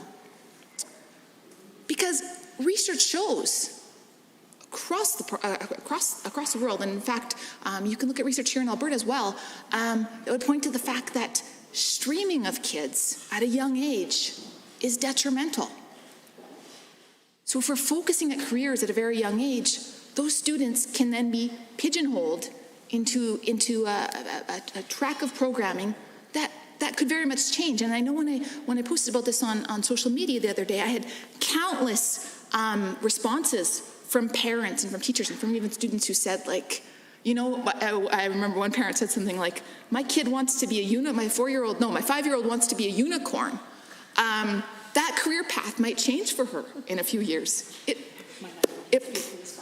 probably, your 9-year-old wants to be what? A police farmer. A police farmer. I don't even know what that is. But your 9-year-old, to the member from Lethbridge West, it's a great example of a 9-year-old who would be, you know, in that K to 6 grade level. And that member's son has his whole life ahead of him. Right? And I would bet, I don't want to put words in that member's mouth, but I would bet that she would argue that she wants him to be exposed to a range of opportunities. Beyond police farming. Again, I don't know, sorry Hansard, I don't know what police farming means, but I'll get an explanation of that later.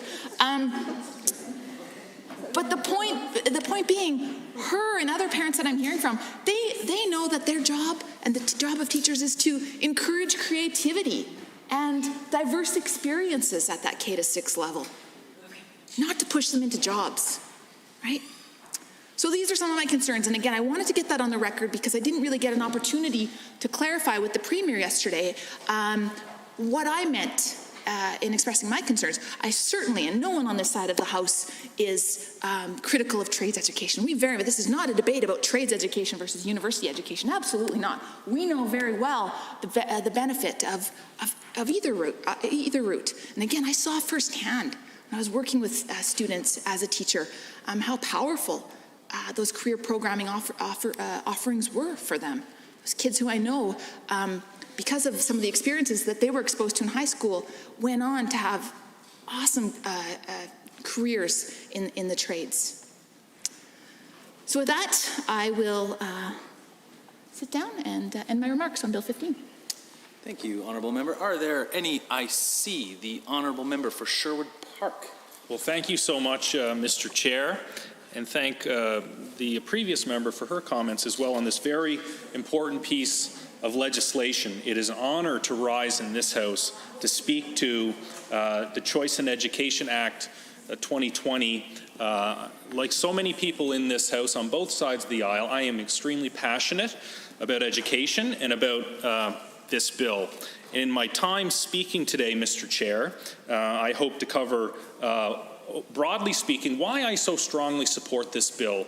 It is a great bill, and I'm excited for it. Also, the journey of how we got here, politically speaking, both myself and just overall in Alberta, as well. I'm enthusiastic about the charter and vocational focused elements in this bill. I want to speak to that. And then how this bill also ensures that education is financially sound. The opposition has put forward the idea that they're concerned that it will cause fiscal constraints or a zero-sum game of the public versus other models of education. We disagree. I disagree on that, and I want to point out why. And then if I have time, I want to speak about beautiful school choice in my riding of Sherwood Park and how I think Bill 15 will strengthen that great model in Sherwood Park. So To begin, Mr. Chair, I am so happy to support this bill, fundamentally because I believe in school choice and parental rights, as I know so many do in this House. I want to read the preamble, which will be is included in the Choice in Education Act, to subsection A. Whereas parents have a prior right to choose the kind of education that may be provided to their children. There's nothing more important, Mr. Chair, than the relationship between a parent and their child, especially the format of education that the child gets to realize their God-given potential. And then I'm also excited for subsection B of section 2, whereas the government of Alberta recognizes public schools, separate schools, francophone schools, private schools, charter schools, early childhood services programs, and home education programs as being valued and integral in providing choice in education to students and parents.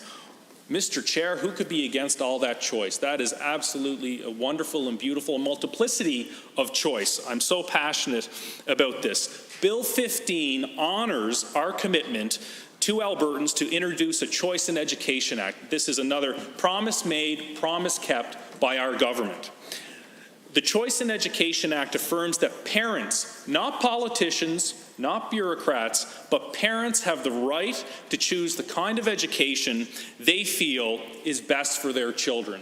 Mr. Chair, I have to be quite frank, as we always must be in this House, that I'm shocked we have to even have this philosophical debate at the core of this legislation in 2020.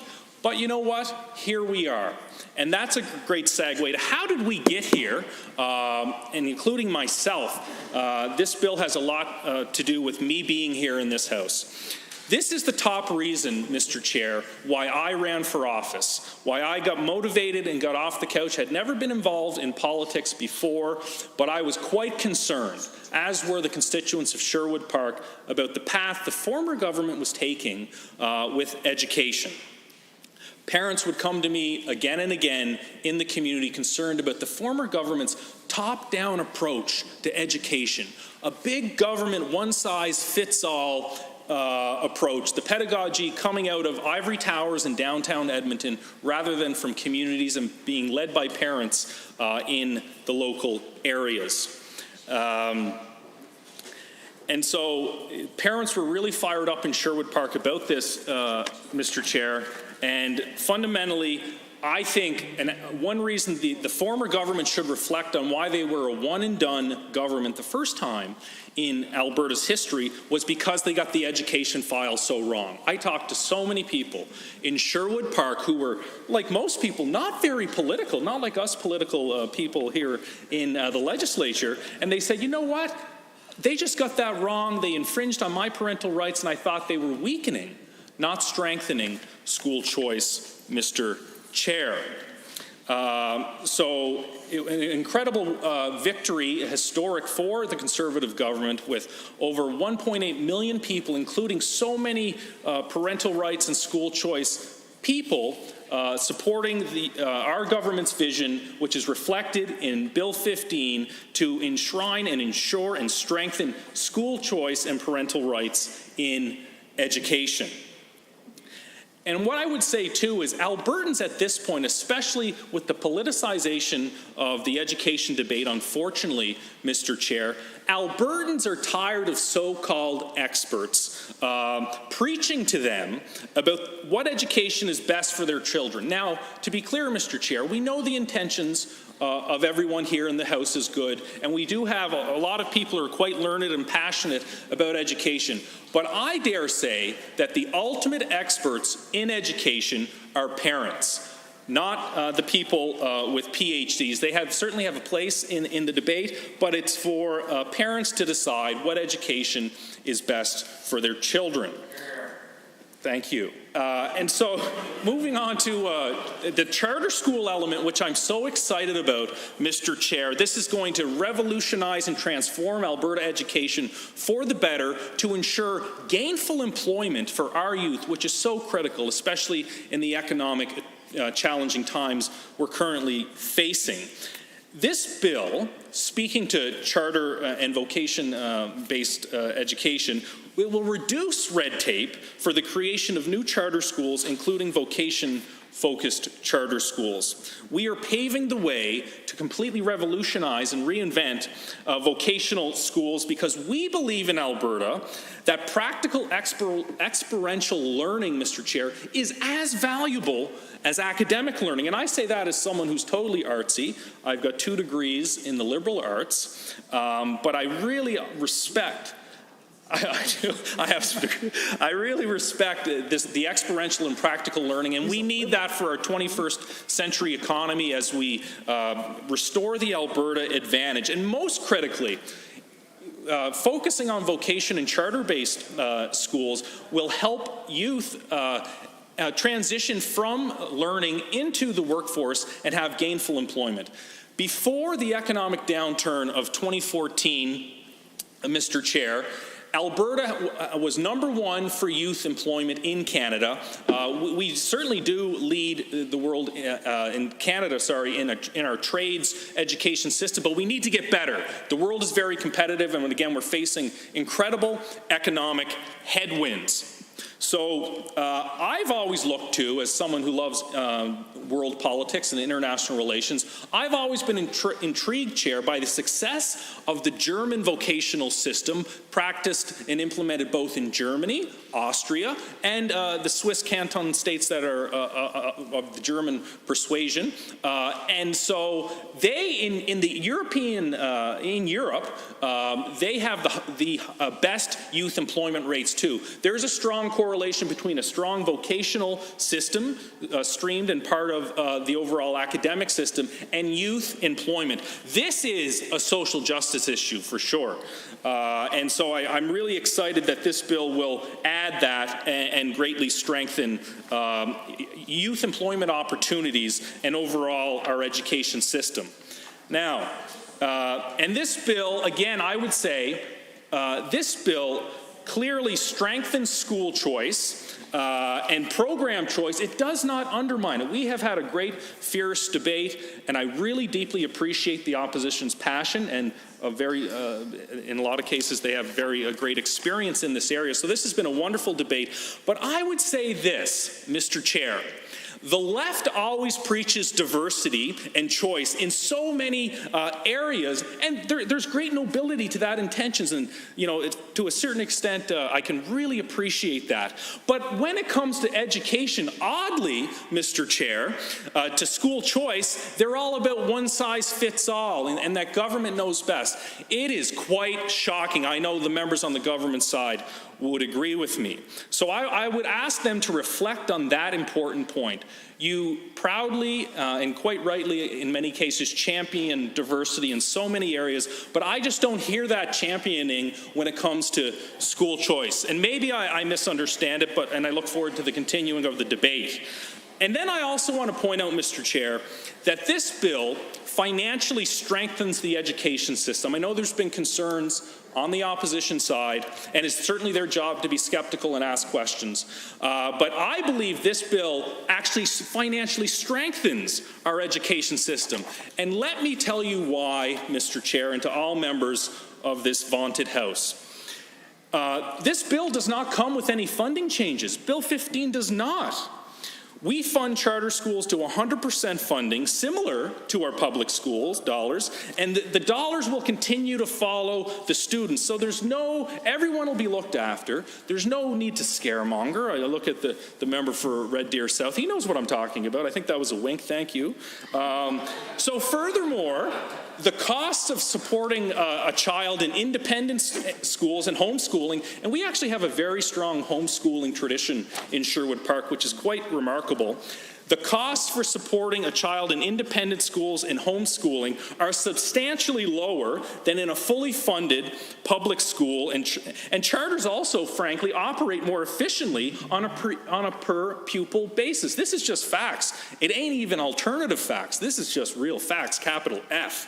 And so also, Mr. Chair, continuing on this angle of how this bill financially strengthens the system, independent schools, for example, still only receive 70% funding, and they do not receive any capital funding. So, holy smokes, Mr. Chair, this is clearly a case, as the facts have been laid out, that this will make our overall education system, Bill 15, financially stronger, and there needs to be no more false information that independent, charter, and homeschools will, quote, cost us more money. The facts are here. We will all have the benefit of the blues. So there you go, Mr. Chair.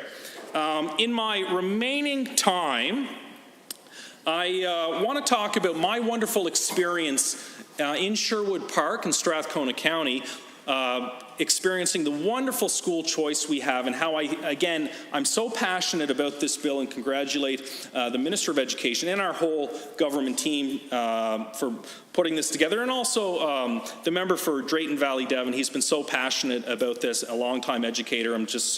It's been wonderful to have conversations with him too, Mr. Chair, on this very important bill.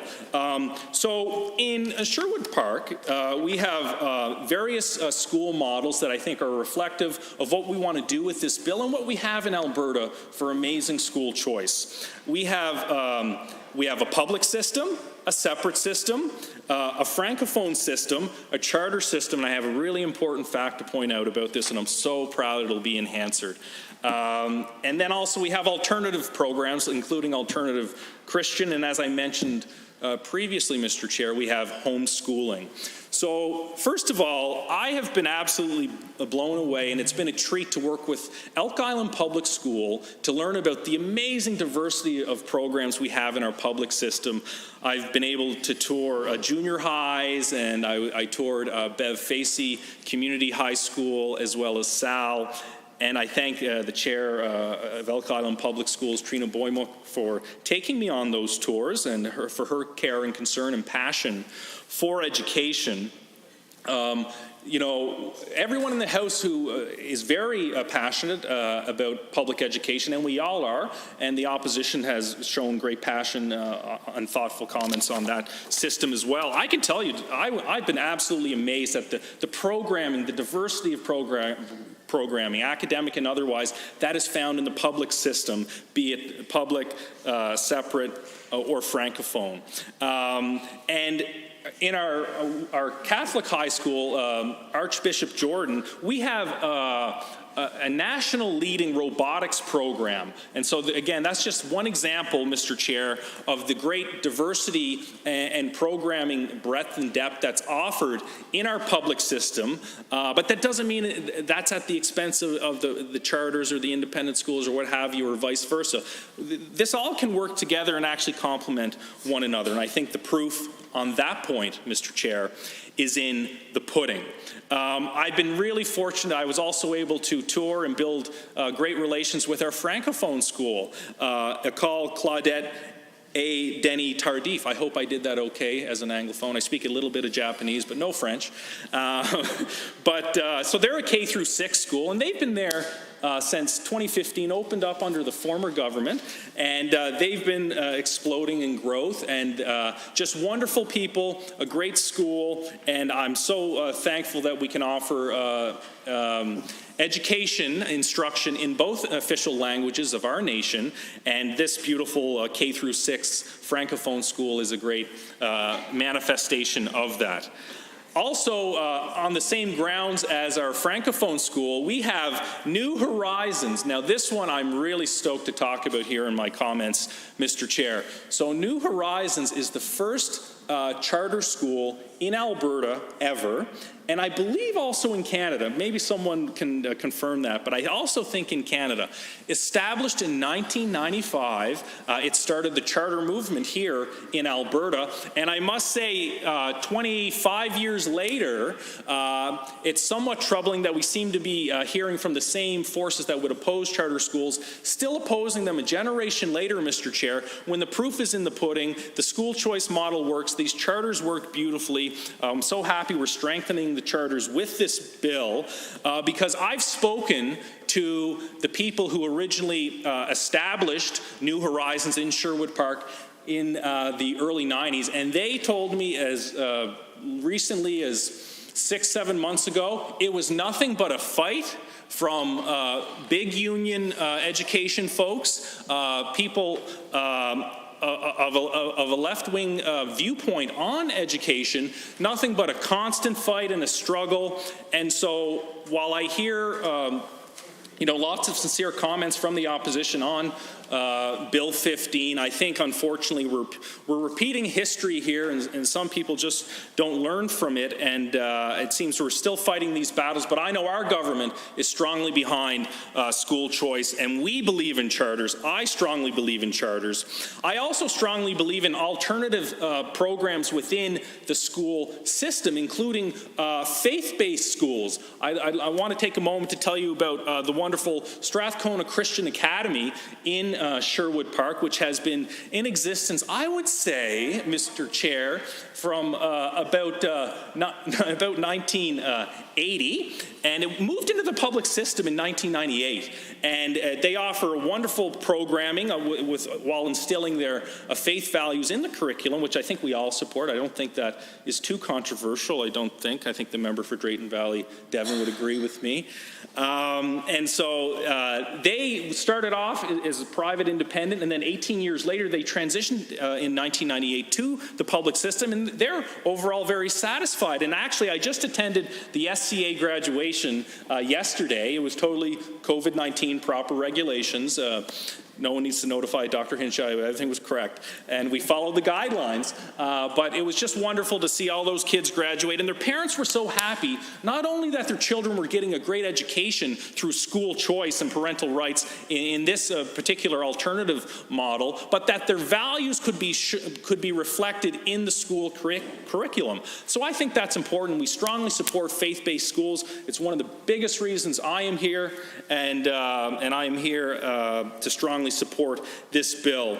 So I also have got to know the homeschooling community in Strathcona County as well as across Alberta, and they're just all absolutely stoked about this bill as well. And they feel that the former government, again, was probably just ideologically opposed to homeschooling, and they felt there was a frosty relationship. So they're thankful that they now have a government who strongly believes that there's no more sacred relationship than between that of the parent and the child. And on education, the state can't intervene there. It is not for so-called experts to say what is the best education for the child. It is for the parent, and we can best realize a child's God-given potential through a multiplicity of choice in the education system. So to wrap up, Mr. Chair, I have seen school choice, as I've laid out here, work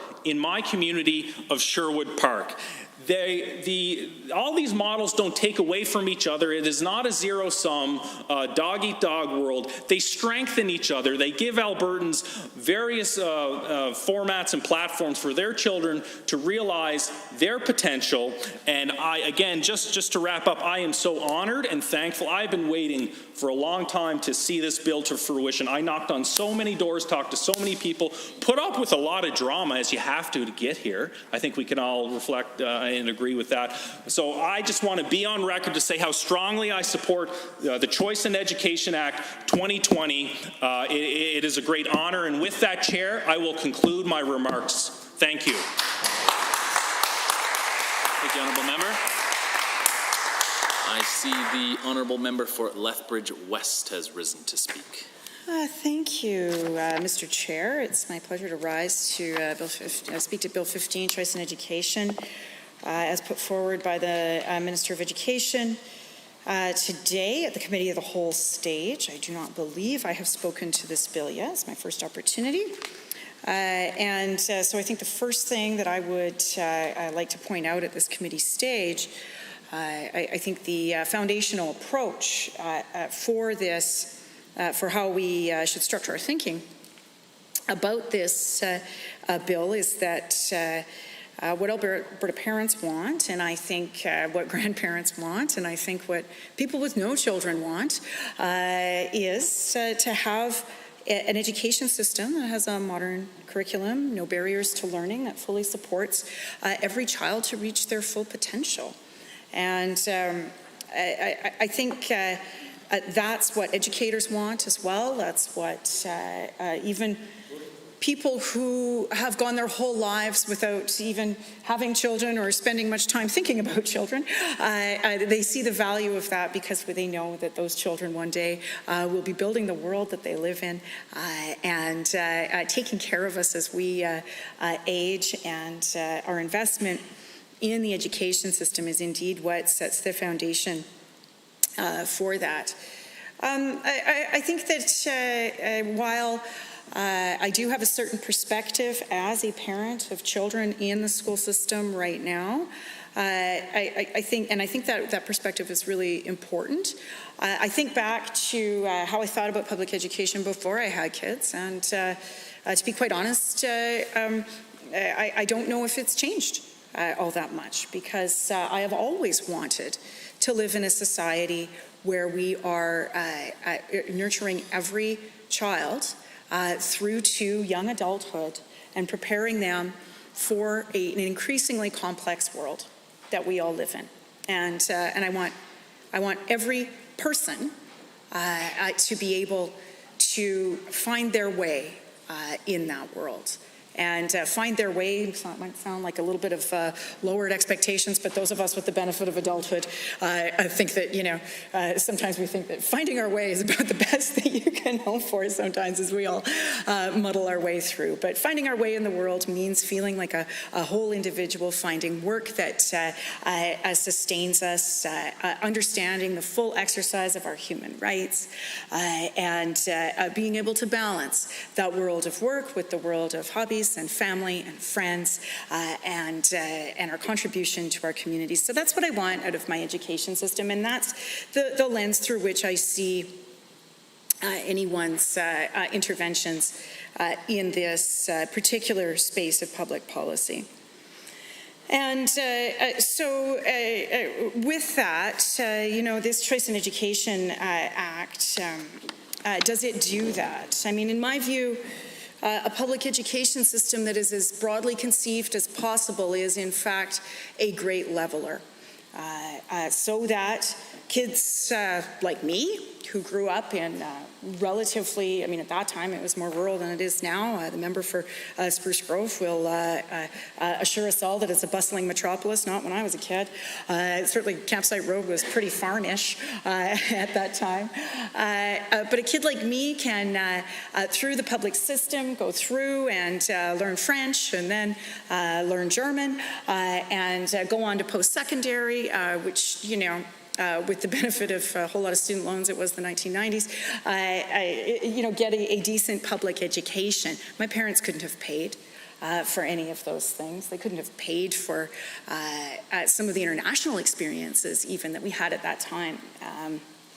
We do see in the United States that some of those experiences, whether it's outdoor education, whether it's multilingual education, are only accessible to people who have money. And so in my view, that ability to go on and have the broadest possible opportunities in front of you, or when we have a public education system that allows you to find those opportunities and allows your parents to help you find them, and has those choices available to you without having to pay for it, quite frankly. And so that working class kids can become different than what their parents and grandparents expected from their own lives. And we can see constant improvement. And education is, in fact, then that great leveler. People can succeed, to sort of paraphrase Martin Luther King, based on the content of their character, not any other attribute or, class, race, religion, national or ethnic origin, background. And so with that, when you bring in a piece of legislation that seems, at least on the face of it, to be wanting to introduce more of that privatization element, of that paying for education element, of tilting some of the access to particular kinds of education. For example, with what has happened with program unit funding for kindergarten students, when you see moves to introduce some of that into our province, that forms the basis of my concerns with this piece of legislation. Now, my own children attend Francophone school, which is a product of choice within the public system, and it's a choice that I was very pleased to be able to make for my kids. It meant that their kindergarten classes were pretty small. It meant that they have access to a school community in that sort of K-12 way that also has a community life built around it, and all schools do, and I don't want to take away from the other community building efforts that school administrations and teachers and staff build for kids in elementary school, but in the Francophone system in a community like Lethbridge, you find that there are Francophone cultural celebrations and other pieces that go alongside school life and feed into school life. And we as a family deliberately chose that. Because we believe very strongly that we're Canadians first, which is a conversation that has been germane these days. We are very proud Canadians, and we also believe that, we don't believe, we acknowledge the fact that Canada is a bilingual country, and we're setting our kids up for success when we acknowledge that and ensure that they have that kind of education in both official languages.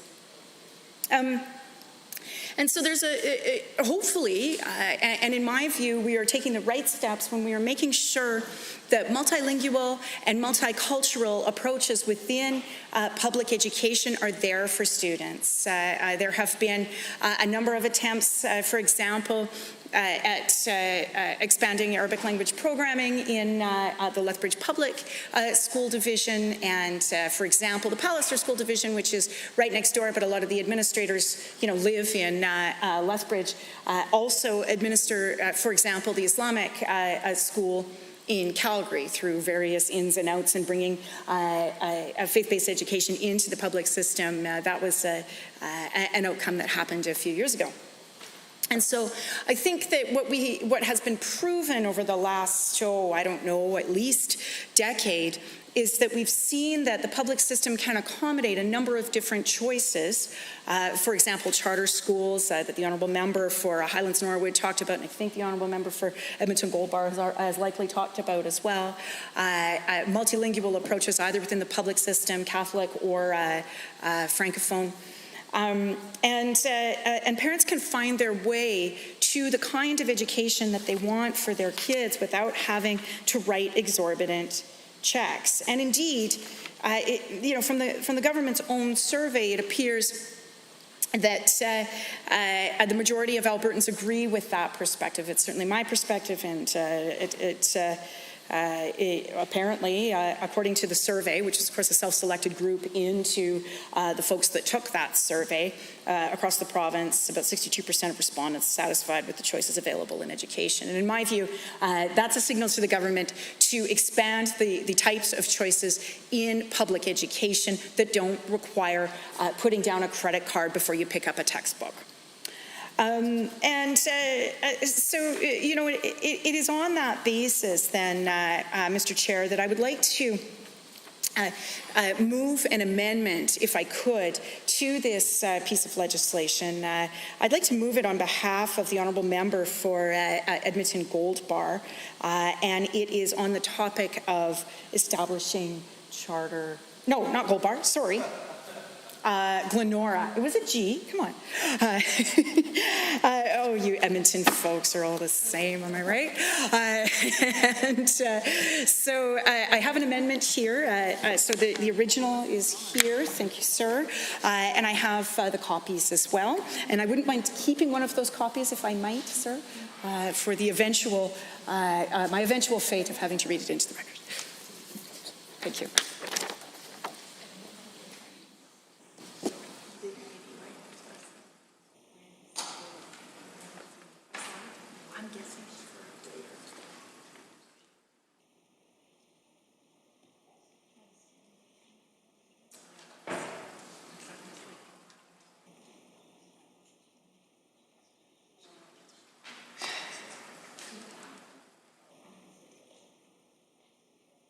Thank you, Honourable Member. Just to remind everybody, if you would like a copy of the amendment, please delivered to you, please put up your hand. Otherwise, there will be copies at the tables to the left and right of me. So if the Honourable Member could please continue your comments, and if you could also read the amendment into the record, and for the benefit of everybody here, this will be Amendment A7. Okay, well, thank you, Mr. Chair. So how much time do I have? This juncture, about 9 minutes, 50 seconds. Why don't I start with reading it into the record, and then we'll see how it goes. All right. So we have Amendment A7 here, Mr. Chair. Member to move that Bill 15, Choice in Education, be amended by striking out Section 7 and substituting the following. Section 24 is repealed, and the following is substituted. Application to establish charter school, 24.1. A person may apply to the minister for establishment of a charter school to be operated by a society incorporated under the Societies Act or by a company registered under Part 9 of the Companies Act, other than A, a person who is responsible for the operation of an accredited private school under Section 29, or B, a person who was responsible for the operation of an accredited private school under Section 29 at any time in the last 5 years. 2, on receipt of an application under subsection 1, the minister shall, in accordance with the regulations, provide notice of the application for a new charter school and the proposed programming to A, every board of a public or separate school division and Francophone regional authority operating within the geographic area in which the charter school is to be established, and B, the operators of any other charter schools as determined by the minister. 3, an application must be in the form and contain the information prescribed by the regulations. So with that, I will move this amendment, Mr. Chair, and provide my colleagues the opportunity to speak to it. Thank you. Thank you, Honourable Member. I see the Honourable Minister of Natural Gas and Electricity has risen to speak on Amendment A7. Mr. Speaker, I move to adjourn debate. Having heard the motion as proposed by the Honourable Minister of Natural Gas and Electricity to adjourn debate and therefore report progress on Bill 15, Choice in Education Act 2020, when the committee rises. Are you agreed? Agreed. Any opposed? That is carried. What's next?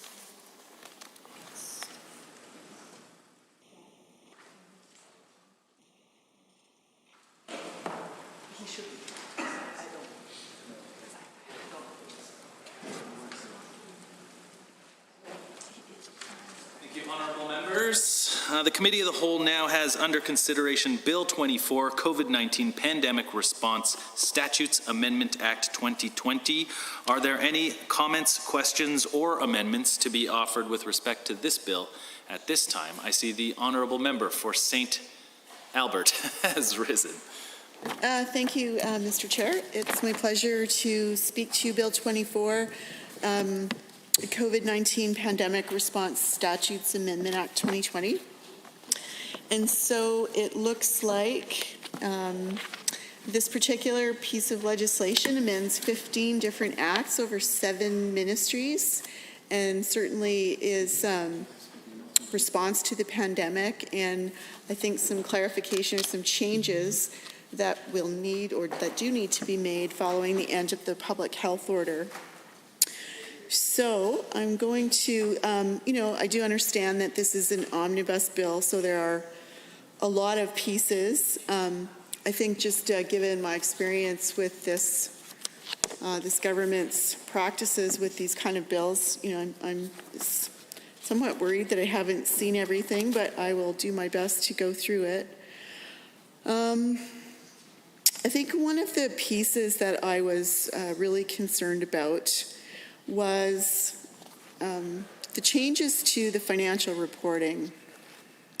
And, I think we've mentioned this a number of times, but I think it's really important to put on the record and just to take a little trip backwards to when things were sort of unfolding as the pandemic. I think we were all starting to realize just the enormity of what was happening, and I'm sure there were discussions going on all over the place about how to continue, how to do things, how would we continue to represent our constituents and do the work that we're sent here to do. And what was happening around that time is that we were in budget estimates. Now, I don't recall specifically how many ministries had an opportunity to go through that experience. I think it was probably only a day or two worth of ministries. I know that I did participate in 6 hours of budget estimates, and I think that was on the first day, and it got cut off pretty soon after that. But for people that don't understand, for the many people that are tuned in, riveted to Assembly TV, I just like to explain that the process of budget estimates is really important. And I'm talking about this because I want to underline some of the structures that are in place that maybe you could default on if, things were going to happen like are being proposed in Bill 24. So budget estimates is a process where the ministries are sort of pulled apart, as you will, and then the different ministers and their officials, as well as their political staff and the opposition and their staff, enter into a process where they each have hours to ask questions. And that goes for both sides, so government and opposition. And so what that allows us to do is, I guess, a little bit like public accounts. For those of you that have participated in public accounts, it allows you to ask very specific questions that you normally wouldn't get a chance to ask. You certainly likely wouldn't get that level of detail in question period or during debate, but in this process it does allow you to dive a little bit and ask questions. And so that was cut off. Now, understandably, there was it was a pandemic. Things were escalating very quickly and changing very quickly, and I understand government decided that was going to stop, and then they were going to jam through a budget. And my problem with that, Mr. Chair, is that at the time, I think there had to be, there's smart people on government side and their officials, there had to be a keen awareness of what was happening, that this was a global pandemic. We'd seen it happen in other places around the world, and we saw subsequently what happened to economies around the world. So we had seen sort of this fallout of problems and destruction based on what was happening in terms of health. And so there were things to fall back on. And in fact, I do recall the Premier saying during one of his pressers, I don't know the date of it, but one of the things, and this was early on when we were, the public's attention was very much focused on hospital space and equipment, things like ventilators. This was before we all started, learning what PPE meant, but we were focused on that medical equipment. And at the time, the Premier said, I don't recall the context, but he said that Alberta Health Services, or himself as government, had actually ordered additional ventilators in January. And so I was struck by that comment, given the timing. So clearly, government or Alberta Health Services were aware of what was happening, and that's great. I'm completely happy that government was watching what was happening all over the world, but that they were aware of what was going on. And so that sort of led me to believe that if there was an awareness of what was coming, why is it that the budget reflected the numbers that it did, knowing what was coming? And why is it that we didn't prepare for this ahead of time? And now, as a result, we have an omnibus piece of legislation, which is Bill 24, that does take care of a number of really important things. I will absolutely give the government that. But it messes around with financial reporting.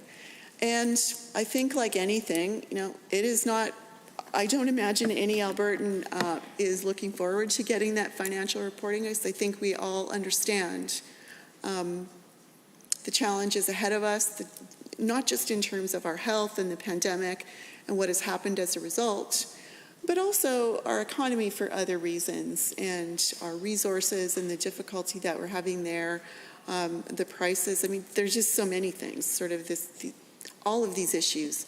And I have to believe that the government and the officials knew that this was coming. Some pretty smart people there. And so once again, the questions are, Why is it that, again, knowing what they know, the government is giving themselves cover to do one of the most important things that they were sent here to do, and that was to be honest and with Albertans in a timely fashion. So we didn't get a whole lot of debate for the budget that, let's be honest, more than missed the mark. But now we're also not sticking to a timeline that I think that we should do our best to stick to, even if it's off a little bit. I mean, clearly the government doesn't have a problem with being off a little bit, because they were off quite a bit in the budget that they tabled. And so it is unfortunate that that this is happening. I believe that we need to be straight up with Albertans, let them know the position, however difficult it is, however much there may be pieces we don't know yet. That is fine. There doesn't seem to be a problem pulling this stuff out and doing these things when it suits the government. And so my question is, why are we doing that? So some of the other things, so again, just to underline, delaying the government's annual report to August, I don't believe is acceptable. Maybe the cynical part of me wants to believe that that this will happen in the heat of summer when this place is no longer sitting. I mean, I don't know for sure if we will be or not, but we won't be here. People won't be focused on this. And so cynical part of me is worried that that's why this is being done. I certainly hope that's not the case, but we'll see. It sort of goes to the pattern, right? Anyway, I'm going to continue with this.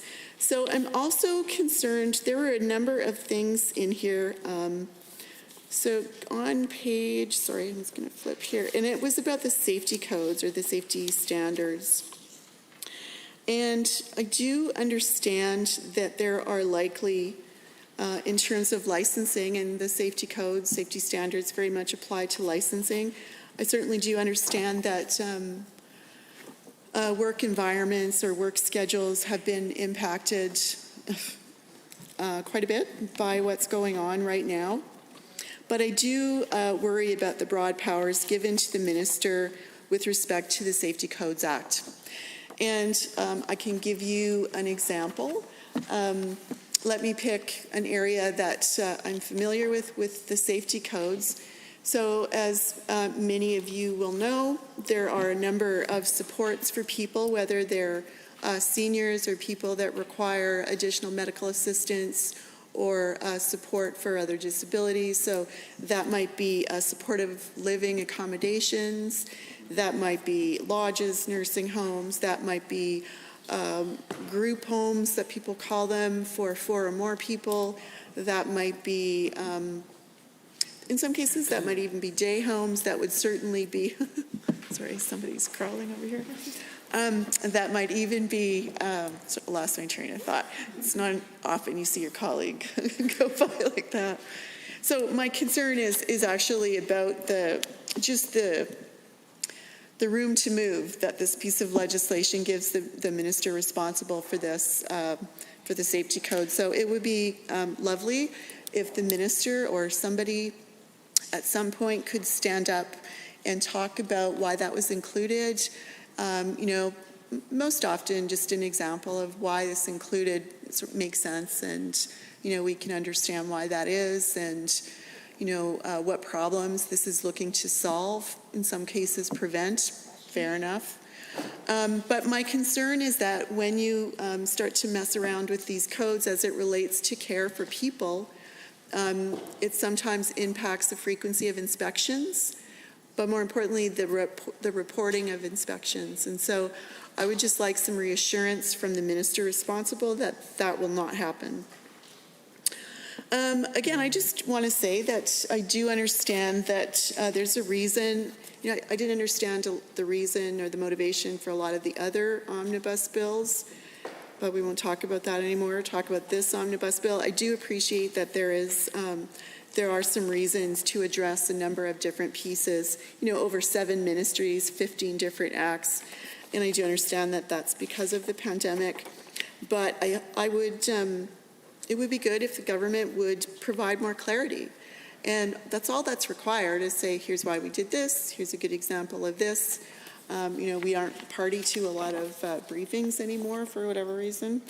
But so we can't ask questions that would likely alleviate some of these uncomfortable questions in this place.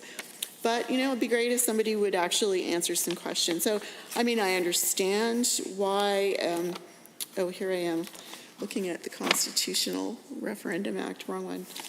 So if someone could explain to me in Bill 24, I understand why power of attorney might need to be changed. Totally get that.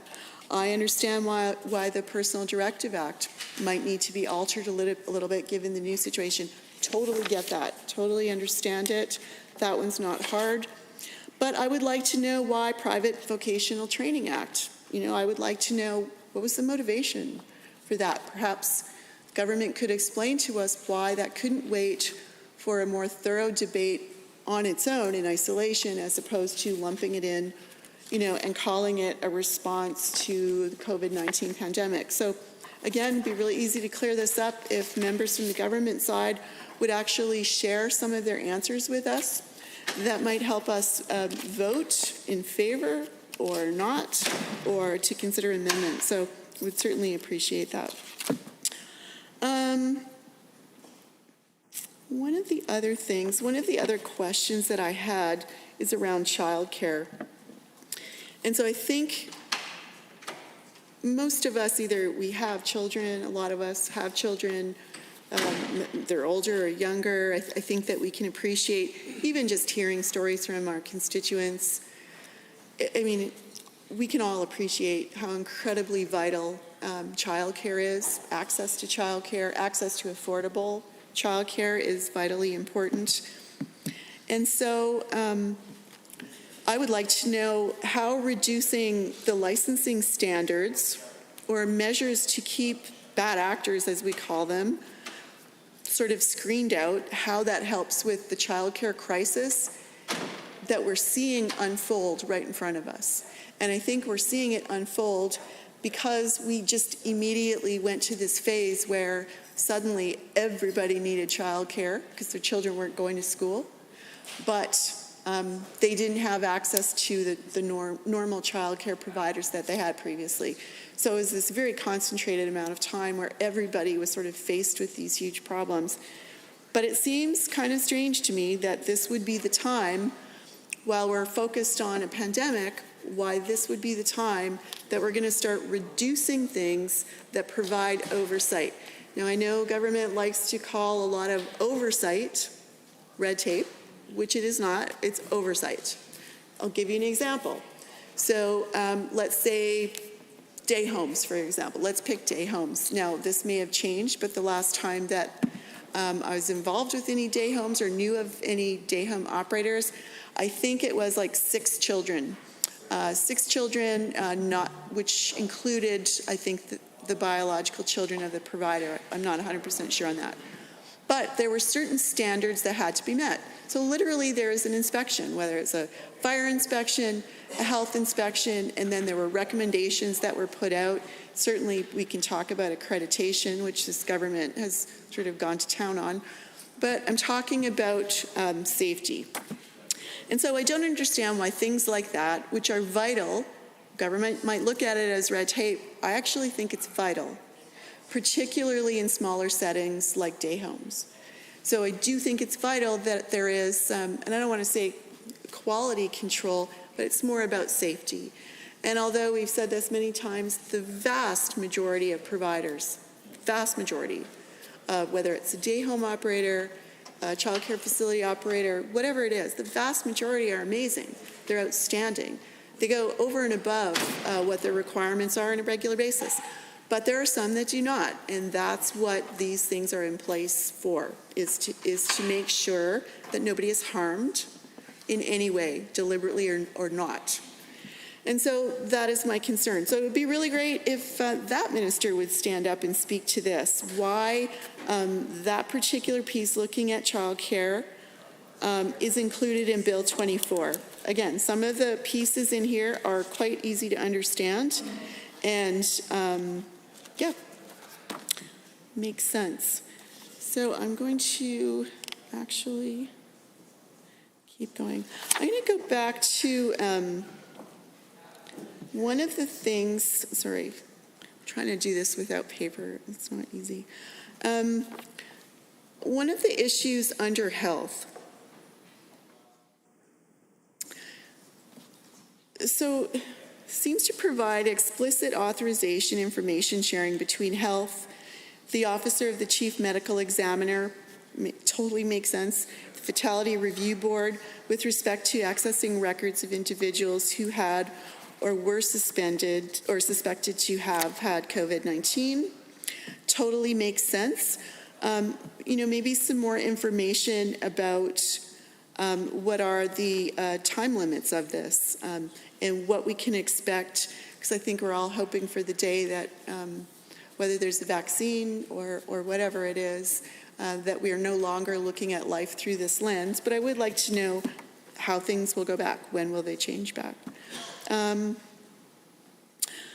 Some of the other, this piece of legislation also gives the minister powers and sets requirements for airports, long-term care facilities, homeless shelters, with respect to addressing COVID-19 and COVID-19 quarantine, which, on the surface, it totally makes sense without the public health emergency or the public health orders or ending the state of emergency, I suppose, that there are some things that need to be in place to allow the government to move quickly to address some concerns. And I certainly do understand that. But I think given the nature of, not so much airports here, but given the nature of the people that use these facilities that we're talking about, it would be great to get more information. So as you can see, a lot of my questions really are just for clarity. And so I think for government to be able to say in no uncertain terms that every single thing, so all 15 acts that were amended in this piece of legislation were needed, were essential, had to happen. And it's just to give us some clarity. So for whatever minister is responsible to stand up and say, here's what we did, here's why we did it, here's what we think it's going to correct, and here's what we think it's going to prevent. It's really easy. I know that you don't like to be, the government doesn't act like it likes to be asked questions very often, or doesn't like to be criticized for things maybe that we think should be done differently. I would suggest that nobody's perfect and nobody has all the answers. And so perhaps it would serve them well to actually just try to answer the question so we can all agree, we need to do this, we're good, let's vote, let's move on. So thank you, Mr. Chair. Those are my comments. I will sit down. Thank you.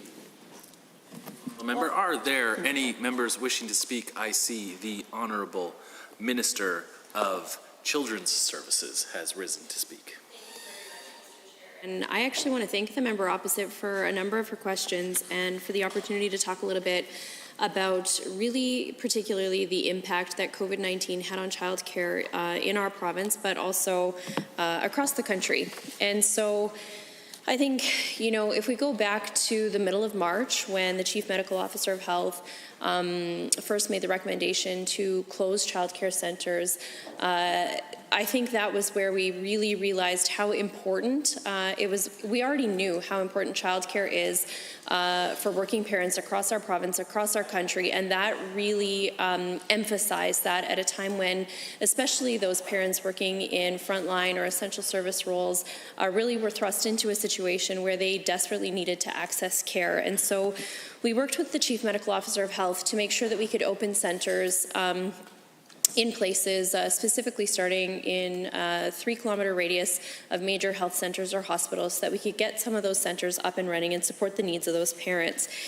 And so we did have to put some very strict guidelines in place around cohorts and protocols and things like taking temperatures and filling out lists of questionnaires for parents, limiting the amount of people coming in and out of a center, limiting parents to dropping children off at the doorway, and then making sure that cohorts of kids and educators were kept somewhat separate from each other, just to limit the spread, so that if there was a case, and we are very, very lucky that I think thus far, since the beginning of COVID, only 3 cases in all childcare centres across the province were confirmed. And I think that speaks to a couple things. One is that they're exceptionally well educated and responsible, and they take the safety and well-being of Alberta children so seriously. And that's something that I think gives parents a lot of confidence in the childcare system we have. And it does speak to the high quality education standards that we have. And we're going to continue to move forward and maintain those, because we have to, no matter what, we are committed to high quality, accessible and affordable childcare for those who need it in the province of Alberta.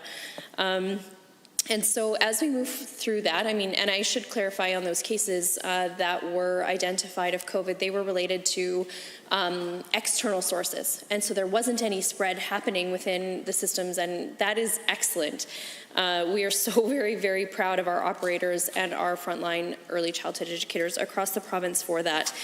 And so specifically when we're looking, and I do want to address your specific questions, because when we're looking at what was put in place through the ministerial order that is part of this bill, largely related to COVID response, it really was to meet the needs of parents in a way that still ensured the safety and high quality programming that we already have. And so an example of that, it was something like mixed age ratios, or allowing, because of the closure of in-person classes in schools, sometimes if you were a childcare centre, you could have a license to serve children aged 0 to 6. You could have one for out-of-school care. What we wanted was that if a frontline worker was looking for childcare, and say they had one child that was 2 and one that was 7, we didn't want to add an additional barrier. So we wanted to make sure that there was flexibility in those mixed age ratios, which is important not only at a time of a pandemic, but just generally is something that we actually hear a lot from parents across the province, specifically in rural communities or northern communities, that sometimes those age ratios make it really difficult for them to find enough high quality staff to serve the needs of parents and families. And so, in fact, through our consultations, and those are being led by the MLA from Grand Prairie, and I want to say that overwhelmingly thus far, a lot of the response is that centres want to keep a lot of the changes that we've made through these processes just for flexibility. And so one of the questions I asked, which I think will be interesting information for you as well, based on your line of questioning, is that already, if we're going to provide an exemption around what's already in the current regulations, my first question is, okay, childcare is one of the top things that was raised for children's services through the red tape reduction portal. One of those things that came up over and over and over again was ratios. So I asked the question of the ministry, if we're going to provide exemptions regularly anyways, what does that look like in a year? 794 programs, I believe that was last year, or I don't think it was an average, but 794 programs asked for exemptions, and there was 1,293 exemptions granted. And so this is just typical ongoing for a variety of reasons. Oftentimes it is a mixed age ratio, or making sure that they can adhere to the staffing ratios that are needed. You did mention accreditation. I mean, that's something that through the calls that we've had thus far, actually hugely supported, was that over time it had become somewhat subjective, and it was a lot of paperwork, but they didn't feel that that level of red tape or paperwork was necessary for quality, because that is, and it's something that we do want to enshrine in our legislation, but it's something that's really maintained by making sure that we have a highly educated workforce. And so back to the specific COVID changes, you mentioned day homes. Again, day homes were, based on the advice of Dr. Hinshaw, the Chief Medical Officer of Health, they were able to remain open. The change that we made there through that time period was that when you would typically have a maximum of 6 children able to be in a day home, we expanded that to be 6 children plus your own, which is actually based on some of the other jurisdictions across the country who had that. And we did check to see before we made changes like that, even temporary, to see what other provinces do. And that's something that does exist in other provinces as well. Although I do respect the fact that every province has a different approach to childcare and different legislation, different regulations, different ratios. And so that was one of the things that we put in place, because for a parent, so if you're a parent who also runs a day home, that you were able to still support the families that you would currently support, but with the closure of in-person classes, then not having to struggle to find additional supports. And so that was meant to be a temporary measure to really provide some continuity, some stability for parents across Alberta. And so really, those are the changes that we made around childcare, and certainly those are things that many of them were things that we heard before COVID through that red tape reduction. And I mean, we do talk a lot as a government about red tape reduction. I also talk about common sense. And so sometimes, you know, when we heard about the paperwork for accreditation, and I heard one center tell me that they had just had one center accredited and they worked so hard. And then when they were going to open up their next center, just a couple months after the first one, they thought, I'm going to take all of this exceptional learning from the last center we just opened, and we're just going to build it all right in. And they were told, well, we can't accredit you because it's not aspirational enough. And they said, that's a lot of hoops. That's so subjective. You know, we want to open. We're in a newer community. These parents need childcare. And so I firmly believe that absolutely accessibility, affordability for those who need it, high quality childcare, hugely important. I also want to recognize that every single province across the country has a different interpretation of what that looks like.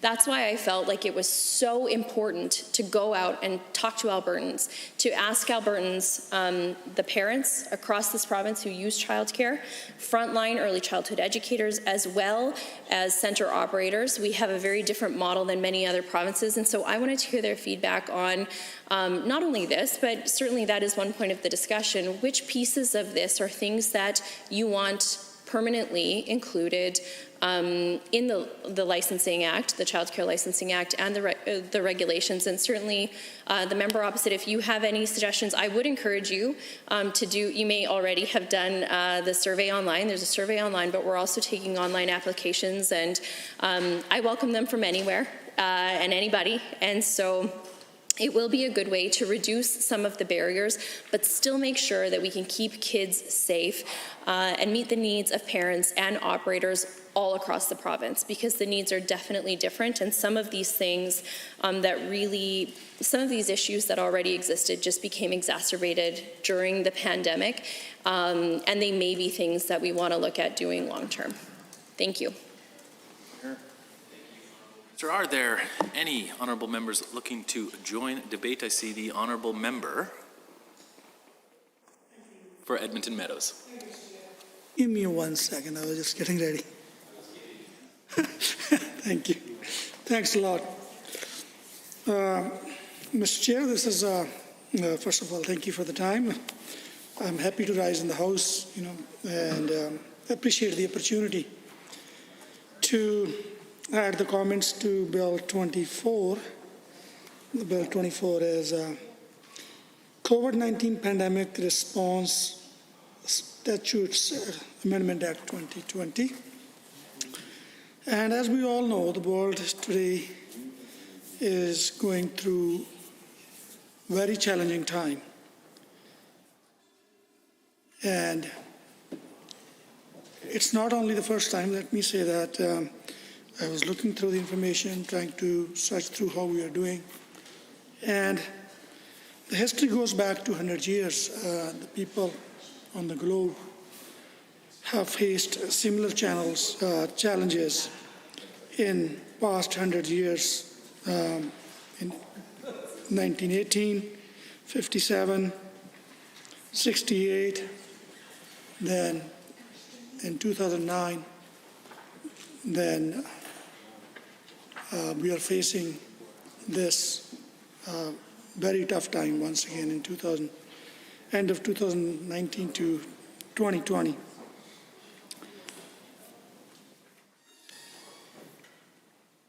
The reason I said I appreciate the opportunity and I'm happy to add my comments And I understand that the times like this, specifically for the governments do have responsibilities to play their roles. And during these unprecedented, not normal times, government needs some, flexibilities.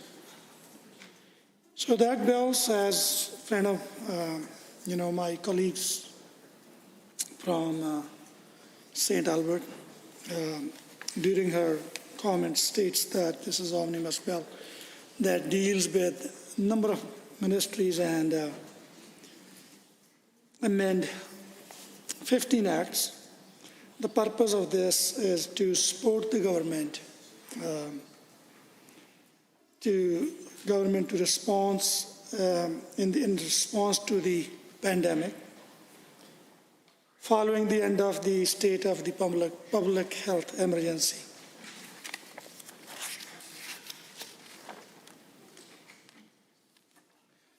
And we understand, as I stated, and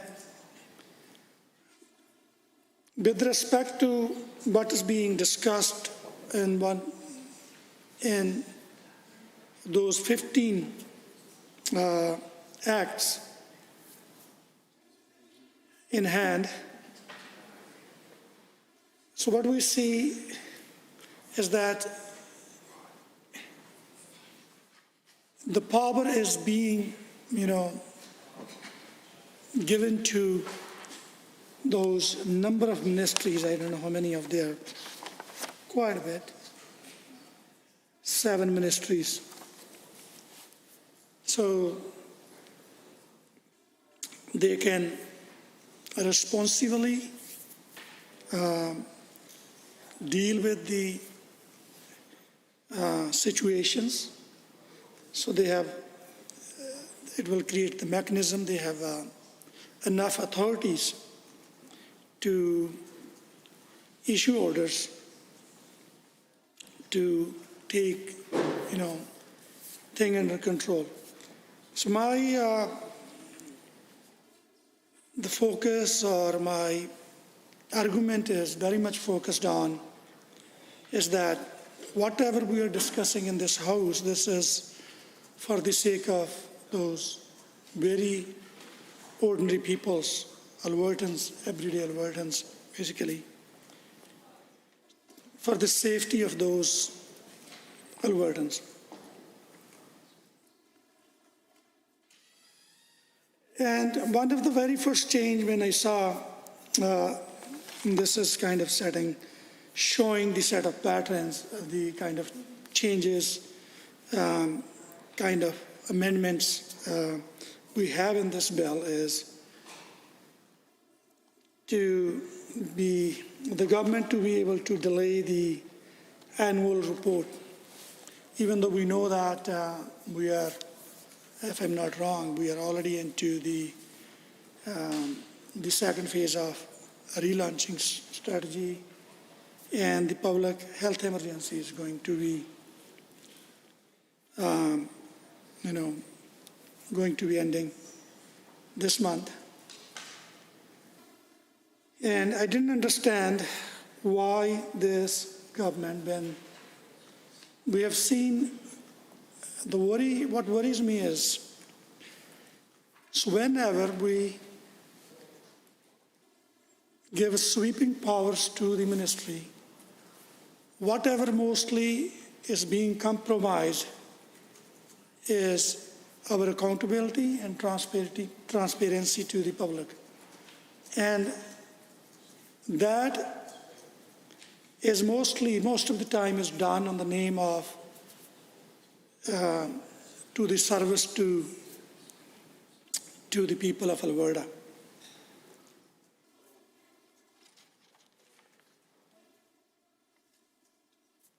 When we are transferring the sweeping powers, and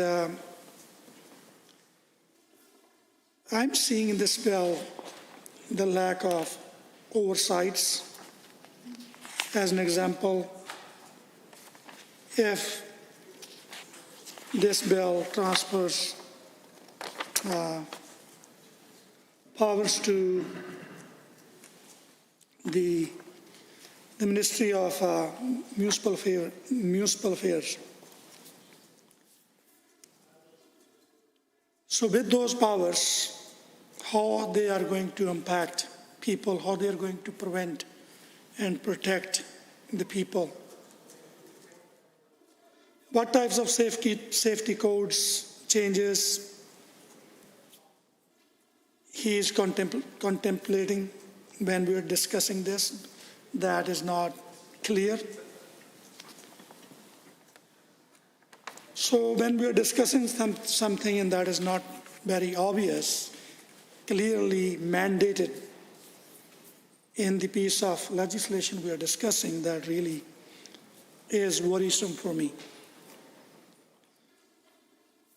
Because I saw personally that the government has failed in a number of ways. Government used the emergency situation to rush their budget through. And I remember that I didn't have the opportunity. My opportunity, democratic rights were compromised. My critic portfolio, I was not allowed to debate and argue the estimates in the committees due to the situation. But same time, the people of Alberta, the students, everyday workers, and the small businesses, and I know, like we discussed the bill yesterday, that is still discussing on the content, the contingency of, I think it was exactly no, Commercial Tenancy Protection Act, yeah. That will allow the commercial tenants not to get kicked out for just only 2 more months. That's not providing any help.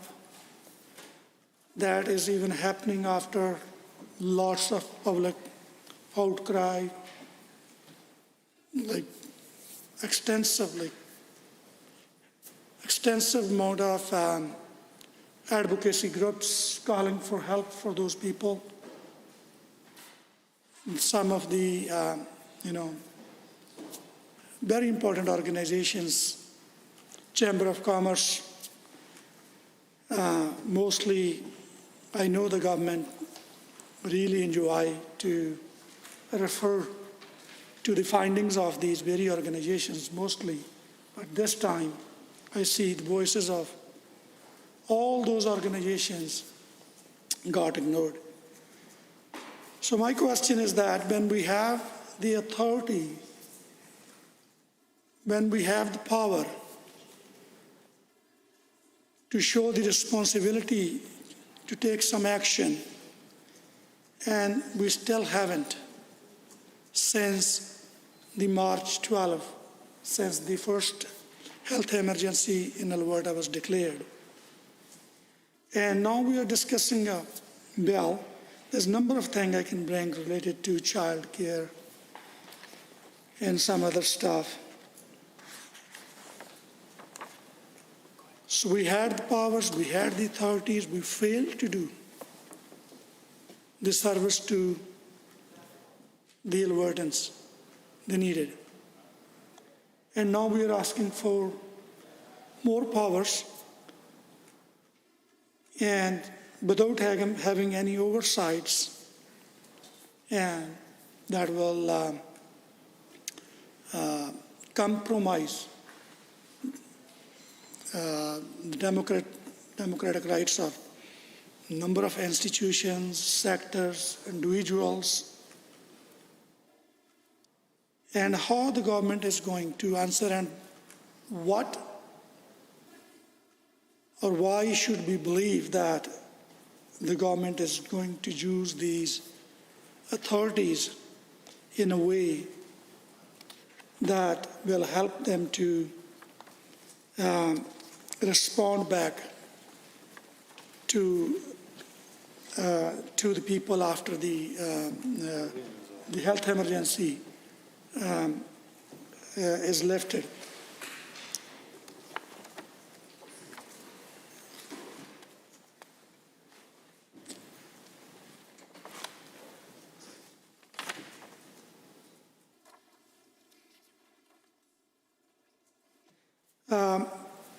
Mr. Chair, so one of the other amendments that is related to labor, I've seen, as I said, this bill is very broad, that deals with 7 ministries and number of acts,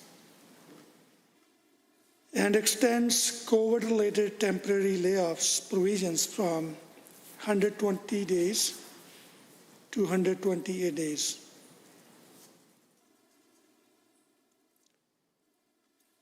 So that is my very concern that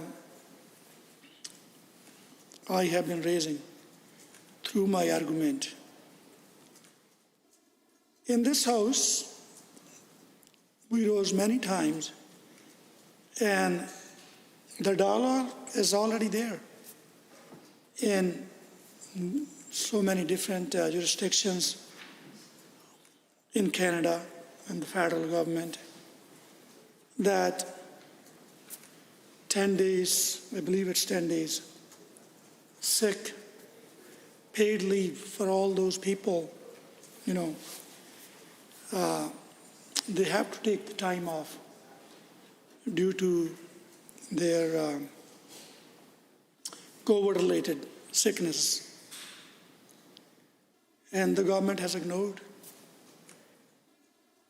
And there's not even discussion on this topic anymore. So when we understand there's a situation, the government is proposing that the COVID-related layoffs can be extended now from 128 days to 188 days. So why government is not engaging into the conversation, at least, to offer a paid sick leave? So what my worry is that the transfer of those powers will be very much one-sided. So what I'm worried about is, in this bill, is the people of Alberta are the first, the safety of people of Alberta is first. And as I understand, as I said in the starting, going through the very difficult situation, government needs changes.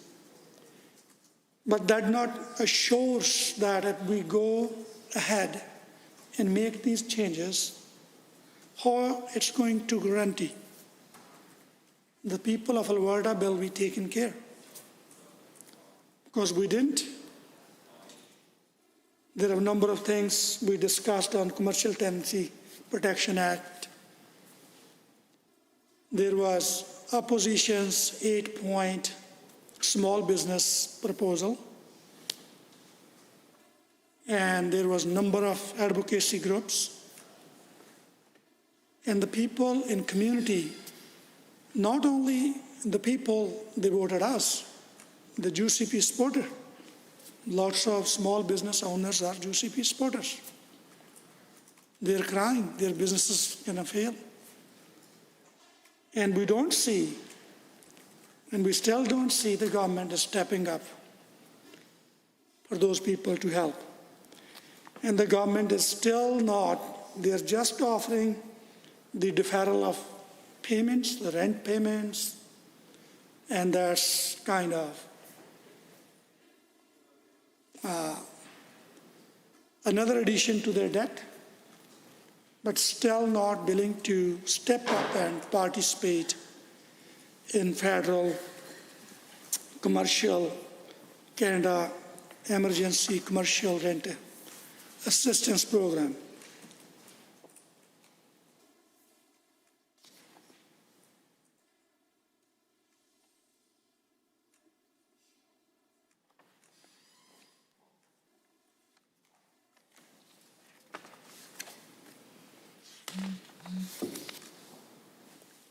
And daycare's part of the small business and the vital part of our society,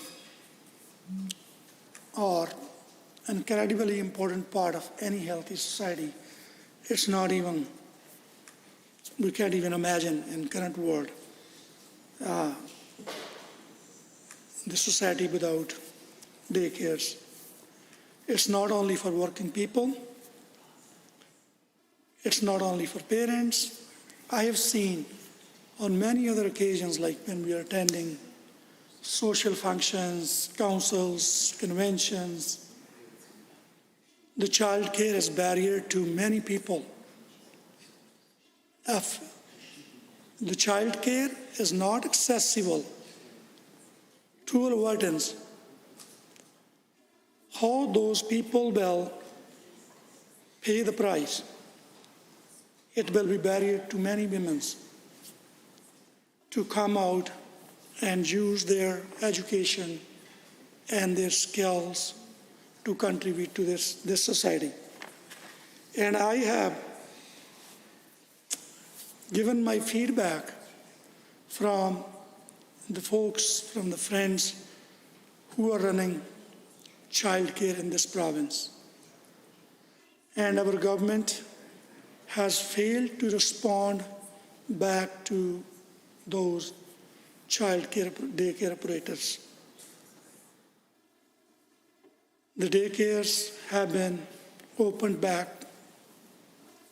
I think, for 3 weeks now, 3 or 4 weeks.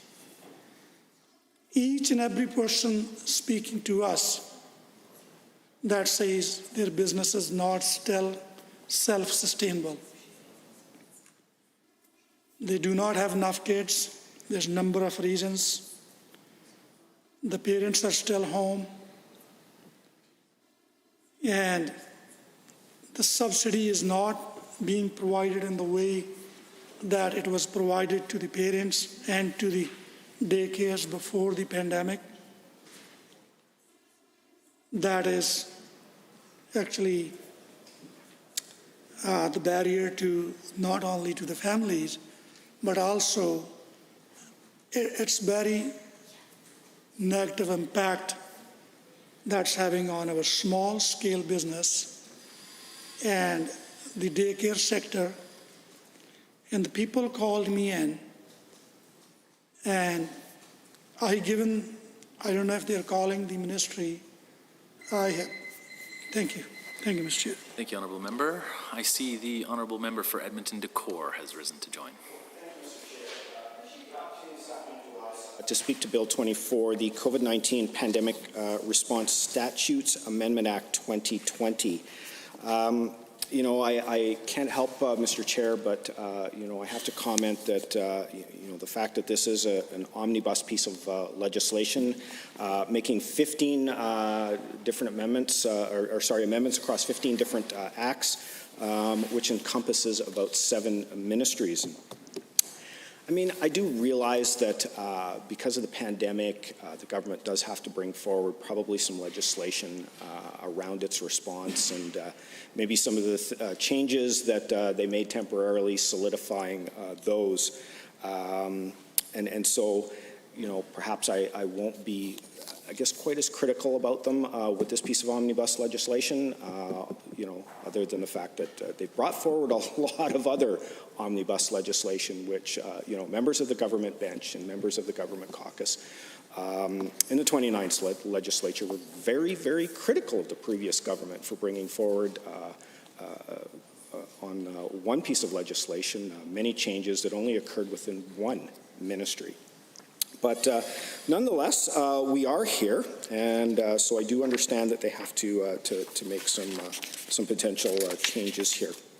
One of the first things that I do want to just quickly address is the fact that Bill 24 doesn't seem to address some of the changes that we've now come to realize may have been, shall we say, an overstep by the government around Bill 10, and the ability for ministers to make changes to legislation, delete legislation, or even create brand new legislation without the oversight of this assembly. They've been called offside on that. They've even agreed that perhaps they were offside on that. And this would have been a perfect chance with which to make some of those changes. So it's unfortunate we're not seeing those here. I'm also a little concerned about the delay in the government's annual report. We've heard a lot of great statements by the government around transparency, being accountable to the citizens of Alberta, and yet when we look at a pattern of how we've jammed through a budget here in this last period, with very little opportunity to actually scrutinize it, and now here we're going to delay yet again an annual report around that. So that's unfortunate, and I don't think gives Albertans much confidence in this government's ability to try to stick to its word. But one of the other things I did want to look at, and I am glad we had a chance to hear a little bit around this, and that's around our childcare providers. One of the things, Mr. Chair, that I've always found very useful is when either you've had the ability to see a process evolve over time, especially when you were there when the whole thing began to begin with, and or at the very least you have access to somebody that went through that process. And I have been very fortunate enough, Mr. Chair, I've had access to somebody who was there in the beginning. One of my childcare providers has been in the community for the last 50 years. They remember the accreditation program. This was something that was driven by the industry itself in terms of trying to distinguish themselves from other providers. So this was a way to say, well, yeah, everybody is absolutely at the level that they need to be at, but this shows that we're at a little bit of a higher level. And so that was a bit of the history lesson that I saw there. And so by eliminating the whole thing, what we're really saying is well, we want everybody to be average with nothing to strive for. There's never been any requirements in order to go after accreditation. You're not forced to do that, but it was something to distinguish themselves amongst other providers. And so, like I said, I've had that ability to tap in to that little bit of history lesson, shall we say. We have heard about how important childcare is to Albertans, and this pandemic has certainly put a very great strain on that. But in terms of wanting to provide access to hardworking Albertans, I must say that when we eliminated the $25 a day program, as is happening now, this same provider, who at the time was struggling greatly. They were anywhere from half to maybe 2/3 at capacity, and there were very serious concerns that perhaps they weren't going to be able to keep going in the future. And when this program came along and they voluntarily decided to change to be able to access this program, they went to a waiting list. So quite a leap in terms of providing access to childcare for folks that need it greatly. And I remember the day that they announced that, Mr. Chair, I was there, and I remember a single mom coming in there, and when she heard the news, she started to cry. And, she said, I was thinking about going back to school. I was almost certain I wasn't going to be able to make it, but I was going to try anyway. And because of the change and the addition of this program, you just put me through school. And so that's a pretty powerful story. And so, yes, we absolutely want to keep everybody safe. We want to make sure that we're providing an absolute level that every child care provider needs to be at. But from what I understand, based on that individual that was there from the beginning and part of that, the accreditation program was a way to just kind of bump it up just that next level. And if you wanted to attain that level, you had the ability to do that. Now, the other part here that, of course, I have to say I got very concerned about. Any time I start hearing about changes to the Safety Act, my hair stands up because, what are we now going to take away that will put Albertans at risk? And as a red tape reduction critic, I was convinced by the minister that the mandate of that ministry was to make sure that we don't remove things that will put Albertans at risk. That was the mandate of the red tape ministry. And so, when I'm looking at things like this, and I realize that we're quite along in the process here, I would love to hear about how this was vetted through the ministry, and if the red tape reduction ministry felt that might be a risk of violating the mandate of that ministry. So I can't help but wonder, why are we delaying the annual report? It seems the Auditor General has been able to get their work done. That's been clearly demonstrated, so I'm wondering why the government can't seem to get theirs done. I would love to hear from the Municipal Affairs Minister around these safety code changes. Give me the ability to go back to my constituents and Albertans as a whole and say the changes that are being made here will not put them at risk, and here's why.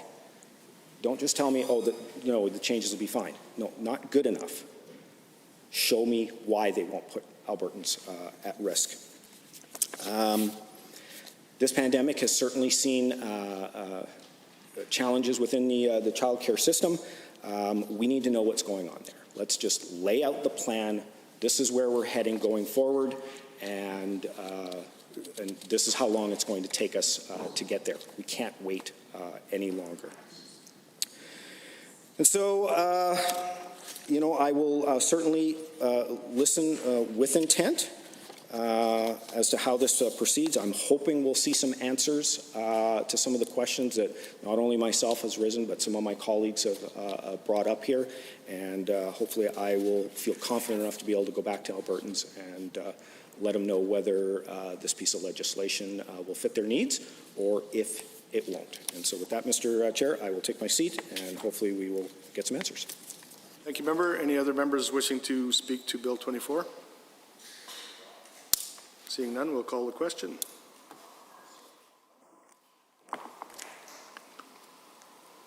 Where is our script here?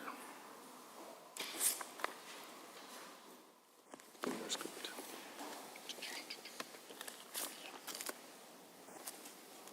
Okay. Are you ready for the question on Bill 24? The COVID-19 Pandemic Response Statutes Amendment Act 2020. On the clauses of the bill, are you agreed? Agreed. Opposed? That is carried. On the preamble, are you agreed? Agreed. Opposed? Shall the bill be reported? Are you agreed? Agreed. Opposed? That is also carried. We are now on Bill 17. We will now be going over to Bill 17. A2. Amendment A2. Bill 17 is the Mental Health Amendment Act 2020. Are there any members wishing to speak to Amendment A2 on Bill 17? I see the member for Edmonton Manning. Go ahead, member. It's my honor to rise and to speak to Amendment A2, specifically in regards to when we are talking about formal patients, detaining of the person, and admission certificate. So Amendment A2, what it does is currently in the legislation, it allows an individual to continue to be held under an admission certificate in a hospital, even if the certificate has not been validated by the board or been validated to be completed.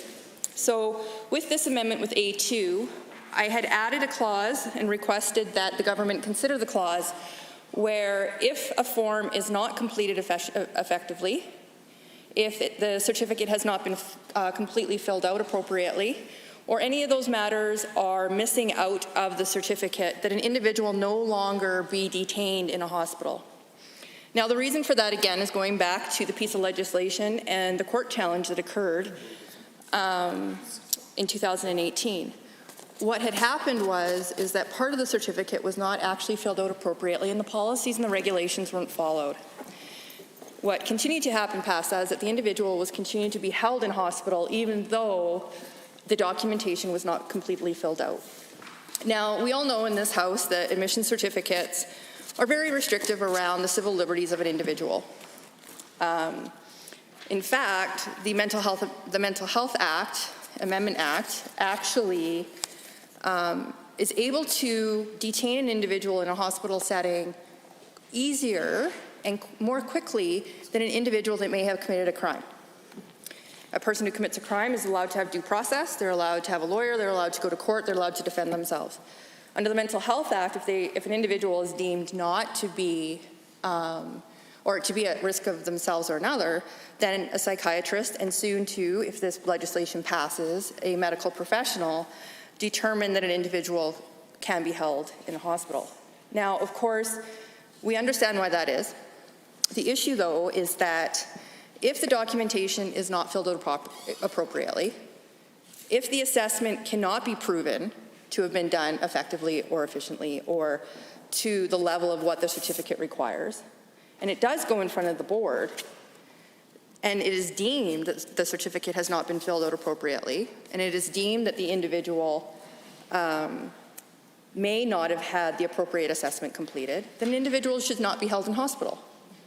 This is a way to ensure that when these assessments are being completed, that all the requirements are being followed effectively and we are actually protecting the individual that is being assessed. So the amendment is pretty clear.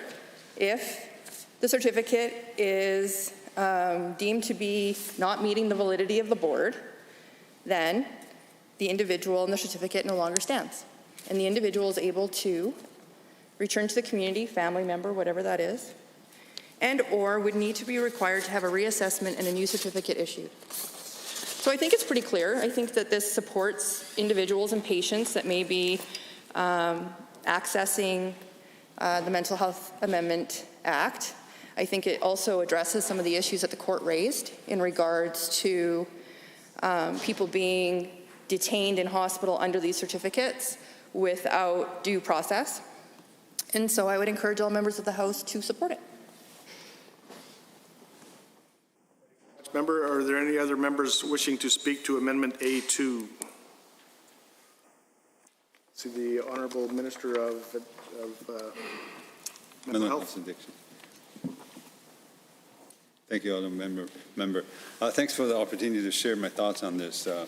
I'd like to begin by reminding the House that the current amendment the opposition is putting on the floor. In fact, when they were in government, they did a mental health review. They did nothing about what they're talking about now. Nothing came to their sort of time when they have the opportunity to do something. But at this time, with our government, Bill 17, we're addressing the court ruling that find the balance between individual rights and also the protection for individual safety. We consulted with thousands of physicians, service providers, and others in terms of getting the balance, and came with this modernized amendment that have that balance there. The proposed amendments address the concerns raised by the court, and they go further, making real improvements in care that will benefit patients and their families. Without legislative amendments, section of the Mental Health Act struck down by the court decision would no longer enforce. So this would mean that Albertans at risk of harm to themselves or others would not be able to be involuntarily detained for treatment after September 30th, 2020. These are important steps that strengthening the protection of patients' rights and improve efficiency in mental health care system in our province. Mr. Speaker, Mr. Chair, I should say, these amendments are not needed, put forward by the opposition on the floor right now. When they play those political games, amending things insignificant, just playing the games there, it's actually, to me, is a wasting of time. If they wanted to help make the protection of patients really balanced with their rights, I would invite them to join the government to support this rather than playing around with no real substance here. So I'm going to recommend our colleagues vote down this amendment and keep our original one as the most balanced one, address both sides of the issue. Thank you. Any other members wishing to speak to Amendment A2? The member from Edmonton Manning. Well, since the Associate Minister wants to open the Pandora box around partisanship, let's be clear. This is not political games. I have also spoken to many members in the community, many psychiatrists, many people working within mental health and addictions. It is where I came from. This is not about partisanship. This is not about political politics. I truly believe that individuals that are impacted by this legislation have a right to be protected. They have a right to their civil liberties. Just because someone has mental health concerns does not mean that they should be treated as criminals, because they are not. So when I talk about the fact that someone is being detained on a certificate that is not completed, and I am just asking the government to say, you know what, that's fair. We probably should make sure the documentation that supports this person being held in a hospital under a certificate is completed. I don't think that's partisan games. That is protecting the rights of these individuals that are accessing this legislation. And I'm sorry, Minister, if that's how you feel, that I'm turning this into politics, but it's not. And unfortunately, I have like 6 or 7 more amendments. And again, not because of politics, but because people have a right to their civil liberties, they have a right to protections, and they have a right to be treated with dignity. And I believe that this legislation, with the gaps and looking at the court ruling, does not address the civil liberties and the dignity that these individuals deserve. So I would encourage all members of this House to stop with trying to say that this is a partisan issue, because it isn't. Stop using it as an argument to not support the amendments and actually look at the content, because this is about individual civil liberties and their dignity. These are people, and we are talking about people that are impacted by this legislation that is extremely intrusive. So stop with the partisan stuff, be compassionate, just look at the amendments and just actually process what I'm trying to say. That's all I ask for, and I wish we would stop with this rhetoric. Thank you, Honourable Member. Are there any Honourable Members wishing to join debate on A2? See none. On Amendment A2, as proposed by the Honourable Member for Edmonton Manning on behalf of the Honourable Member for Calgary Mountain View, are you agreed? Agreed. Any opposed? No. That is defeated. Moving back to the main bill, Bill 17, Mental Health Amendment Act. Are there any Honourable Members wishing to speak to the bill? If not, I see the honourable member for St. Albert has risen. Thank you, Mr. Chair. I'm pleased to rise to propose another amendment to Bill 17, Mental Health Amendment Act 2020.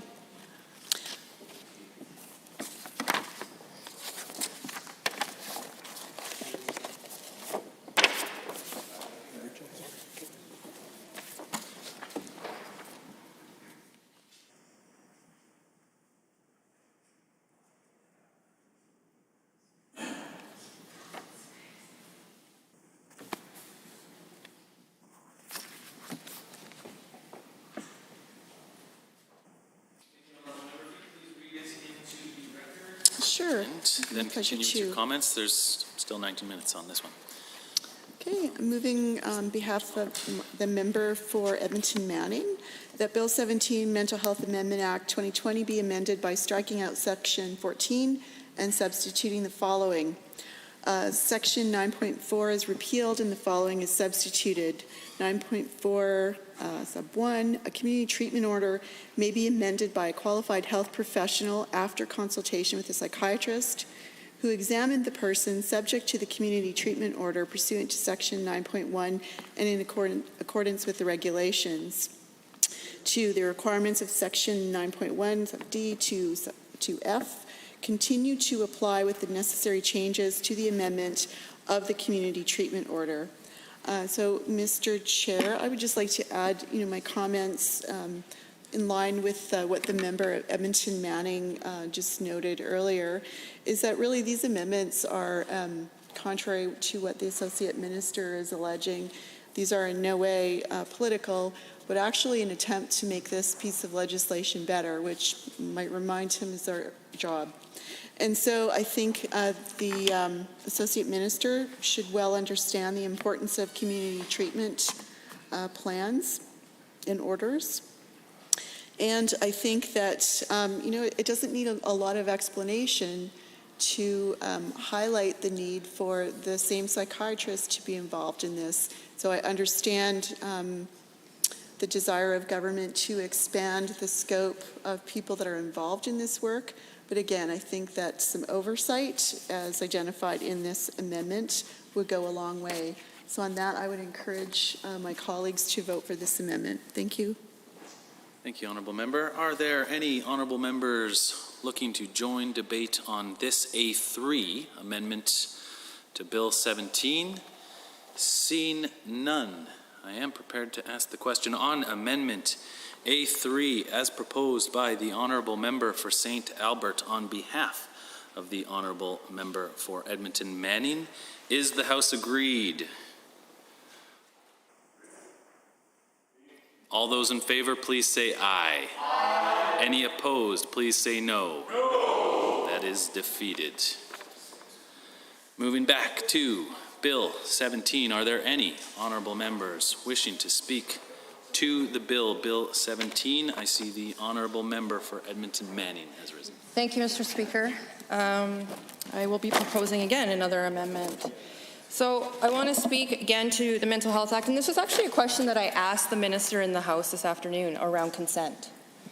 So the reason that this is, oh yeah, you want a copy of it? Yes, sorry. Well, I haven't talked about it yet.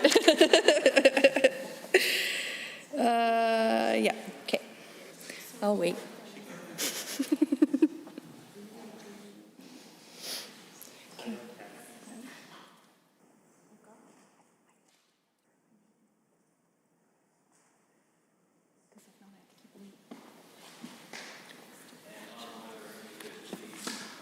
Let's read the amendment into the record for the benefit of debate. This will be referred to as A4.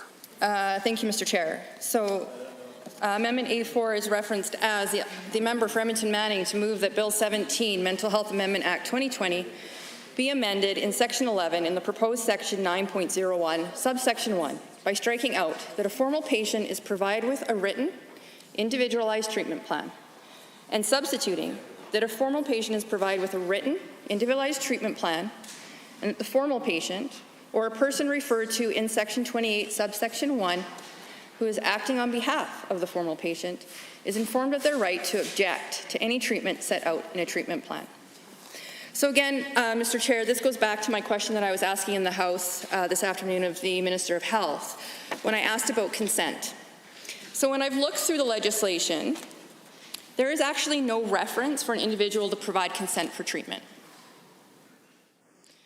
There is a way for an individual to voluntarily admit themselves, and then in that case, a certificate wouldn't be required because an individual would be voluntarily admitting themselves for treatment.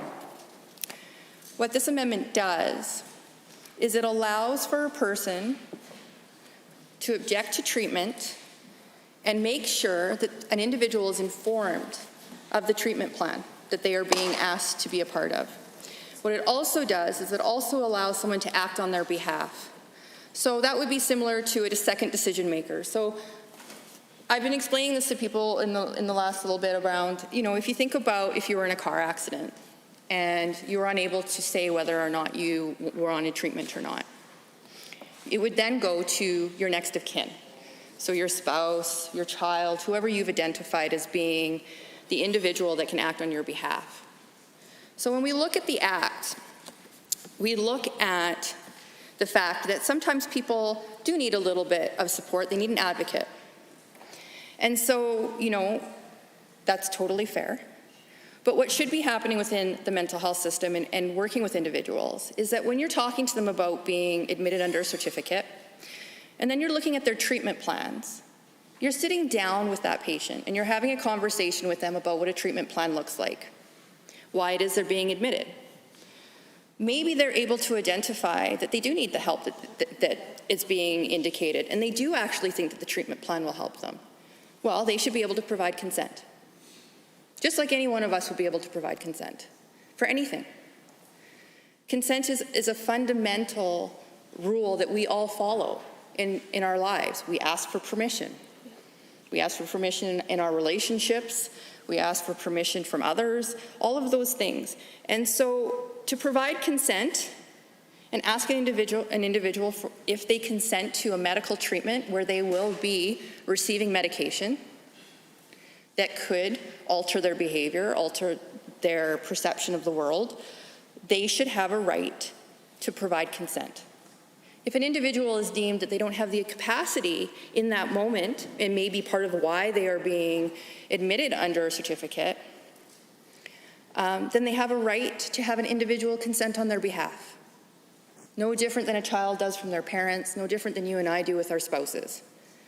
They have a right to have a person in their life act on their behalf and provide consent for medical treatment. Because that is ultimately what this act is. This is an act that will admit people into hospital and provide medical assistance to help them manage their mental health. So why wouldn't we want people to have the right to consent? Why wouldn't we want to make sure that the legislation requires that either they provide consent, or if they are deemed not to have the capacity to provide consent, that someone is able to provide that on their behalf?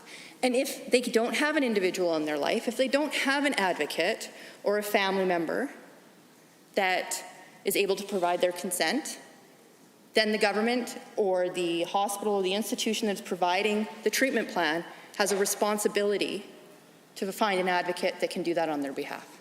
Whether that's the mental health advocate's role, whether that is access to a lawyer through legal aid that can act on their behalf, they have a right to have someone to ensure that they can provide consent.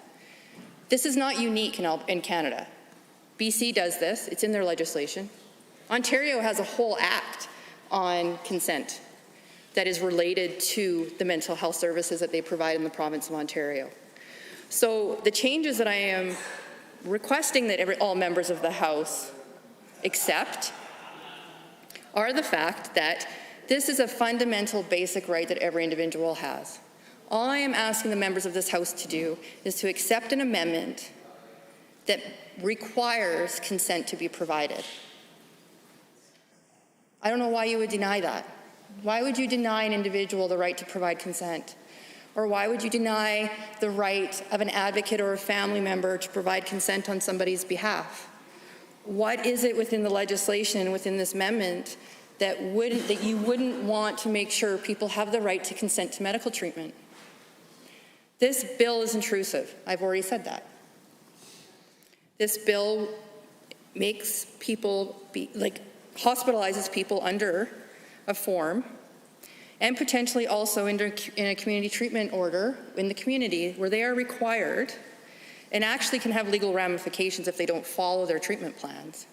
They have the right to consent. They should have the right to consent. It's not in the legislation. This is why I asked the minister this afternoon about what he was doing to ensure that there was consent. He didn't have an answer today. And the problem is, the reason he doesn't have an answer is because it's not actually in the Act. So now, people can be held under an assessment in a hospital with zero consultation, zero work in a relationship between the medical professionals and the individual because you actually are denying them the right to consent. I don't think anybody in this House would be okay with receiving medical treatment without your consent. I don't think anybody in this House would be okay with your child having treatment, a medical treatment or a medical procedure done without providing consent and making sure that you are informed.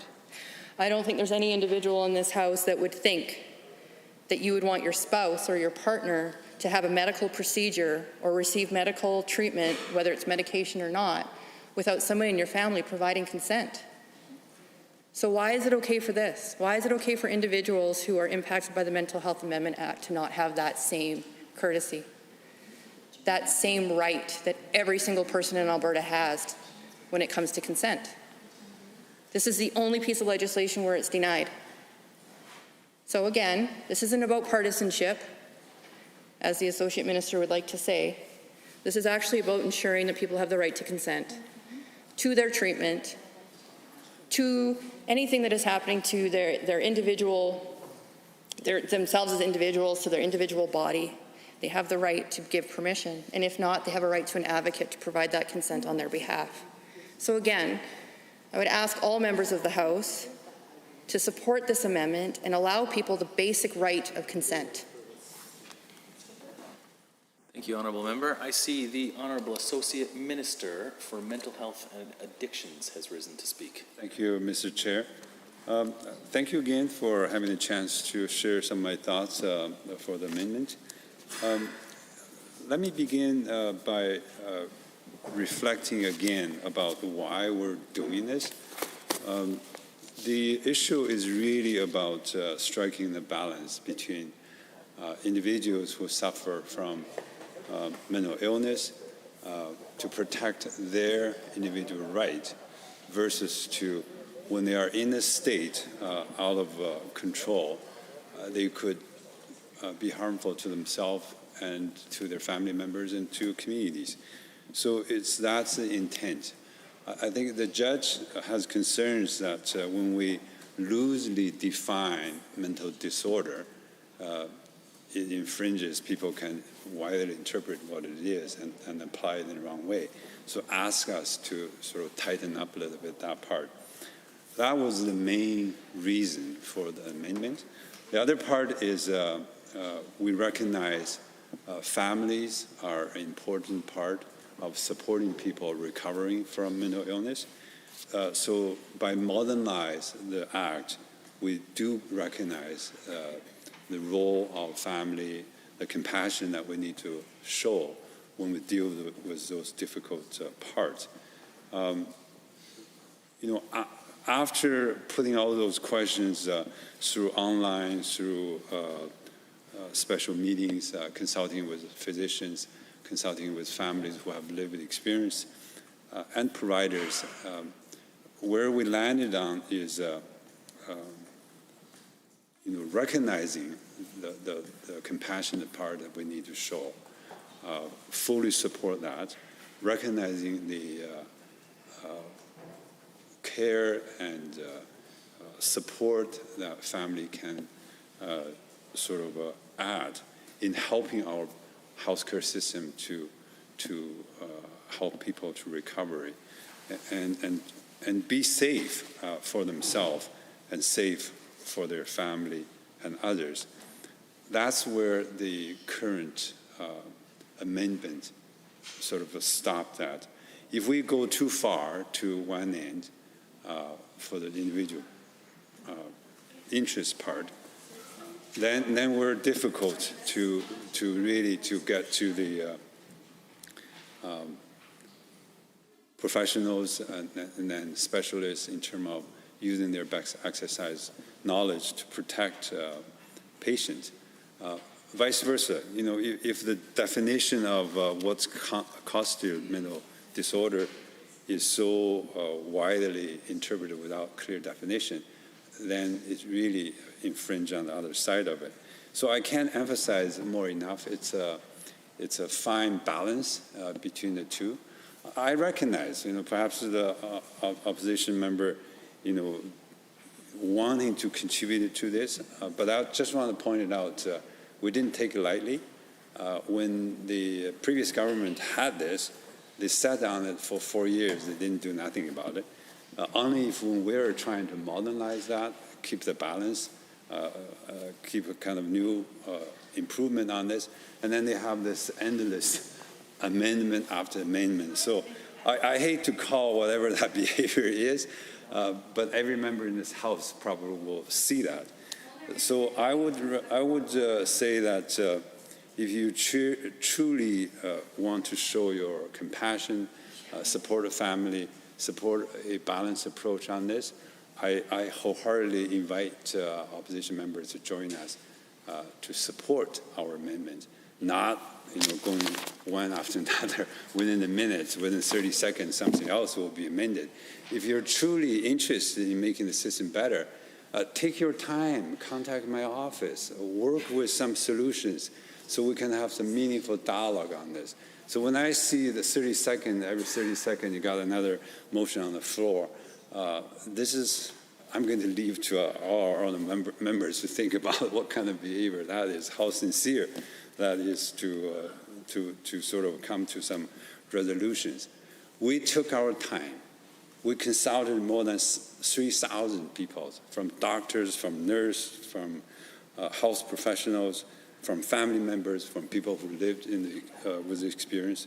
We come to this stage for this amendment. So I'm going to say again, I won't support this amendment, and I urge the honorable members on the other side give some hard sort of a compassionate thinking.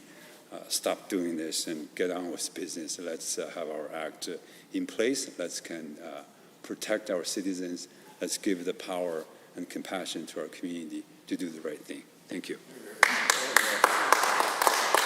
Thank you, Honourable Associate Minister. I see the Honourable Member for Edmonton Manning has risen to debate. I'll just be quick. Just a couple comments that the Associate Minister made about reaching out to the office. I did, and I was told it wasn't your office. It was actually the Minister of Health's office, and the Minister was notified of my amendment. So I did reach out. I have tried to work with the Minister. Also, last evening, when there was an amendment put on the floor, we were asked to adjourn so that the Minister could review the amendment. So again, we have been working with your side on this, which again is why I ask you to please stop trying to say that we're not, because we are. This is not a partisan issue. I have reached out to your minister, and I have had to try to have conversations. I know it didn't happen with you specifically, Minister, because I was specifically told that you weren't the minister responsible for the act. So to be clear, that's fine. So that's fine. I will go through the chair. To the comments, just through the chair, please. But I'm just responding to the comments that were made directly to me as the member, which seemed to be let go at that point. So It for a significant period of time, and I'm now asking that the House returns to ensuring that comments are made through the chair. So Mr. Chair, not Speaker, Mr. Chair. So there is that piece around that. The other piece of this is that the only reason this act is currently in the House on behalf of the government is because of the court challenge that mandated it to happen. But as we're also aware with the mandate of the courts actually gave an extension due to the appeal that is currently happening. So the act didn't have to come in right now. More time could have been considered. And in fact, because there is an appeal in front of the judge, we don't know what the outcome of that is going to be. And if that appeal comes back, this bill will then have to come back again and be amended again. So As much as I appreciate Mr. Chair, the government saying that they took their time and they looked at the court challenges, I also have taken my time. I've also spoken to people, including people that were involved in the court cases, and I understand what the concerns are. Again, compassion would be allowing people to have consent to a medical procedure that this bill requires to happen. That's compassion. What isn't compassion is trying to keep saying that we could have done this when we were government and all of those things. It just doesn't make any sense. Like, I just fundamentally do not understand how providing someone consent to a medical treatment is a partisan issue. I don't. It was missed in the act, and that happens. Like, things happen. People miss pieces in legislation and we amend them. We've actually managed to somehow amend bills in this House previously. Yeah. So, again, it's not about being compassionate, because I am very passionate about this issue. And I'm trying to contain myself, to be honest, about the fact that just simply consent is all that we're asking this government to provide to individuals with mental health concerns. That's it. Are there any members wishing to speak to A4? I see the honourable member for Calgary-McCall has risen. Thank you, Mr. Chair, and I also want to speak to this amendment and echo what my colleague said, that it's an important piece of legislation, and the work we are doing our best to make sure that this bill addresses the concerns that were concerns and reason for the court that they used to strike this piece of legislation. And my colleague from Edmonton Manning, she has worked in this field, and she is bringing in not only constituents' view, but she is also bringing in her practical experience, years of practical experience of dealing with these issues, of dealing with this system. So when we are proposing these amendments, we are trying to make sure that we are getting this piece of legislation right. Because, as Minister also indicated, that we need to have a neat balance there. We need to address these issues with the attention they deserve. And there are a number of issues that are at stake dealing with this piece of legislation. Like, there are charter rights at stake. Section 7 was one of the reasons that court used to strike this legislation down, that deals with the life, liberty, and security of the person. Then Section 15 grounds were also used in this legislation, where the equality of an individual to get to decide what kind of health treatment or what they want to do about their well-being. That was one of the grounds that this legislation falls short on. Then arbitrary detention, Section 9 of the Charter is at play. Section 10, availability and access to legal counsel was at play. So these are all important rights that are enshrined in Charter. They are constitutional rights. And when we are fixing this piece of legislation, we should make sure that we are not infringing on those rights, because Charter itself says that whenever we have to infringe on any of those rights, that should never be done lightly and should only be done in a way that can be justified in a democratic society. And I think choice is fundamental, and that was the reason I think this piece of legislation was struck down in the first place, that every individual should have a choice to make decisions about their health and well-being. That's their basic fundamental right. And just because they have a mental illness, they should not be treated differently. That will be against the sections, equality sections of the Charter. So that's why this amendment is important, and I'm speaking in favor of this amendment. And it's not just we are wanting to do some changes, it's that we owe it to all those who are suffering with mental illnesses to make sure that their rights are upheld as best we can. So I urge all my colleagues that support this amendment, uphold the choice for those who are struggling with mental health, trying to get help that they need. So don't make it that difficult for them that they will be hesitant to even go seek help. So that's fundamental provision that will ensure that people will be confident, people will not be afraid going to seek help if they know that their choices will be respected. So that's what this provision amendment is about, and I hope that House will consider voting in favor of it. Thank you. The honourable member, we are on Amendment A4. Seeing no one willing to continue the debate, then on Amendment A4 as proposed by the honourable member for Edmonton Manning, are you agreed? All those in favour, please say aye. Aye. Any opposed, please say no. No. That is defeated. A division has been called. Call in the members. This is the first.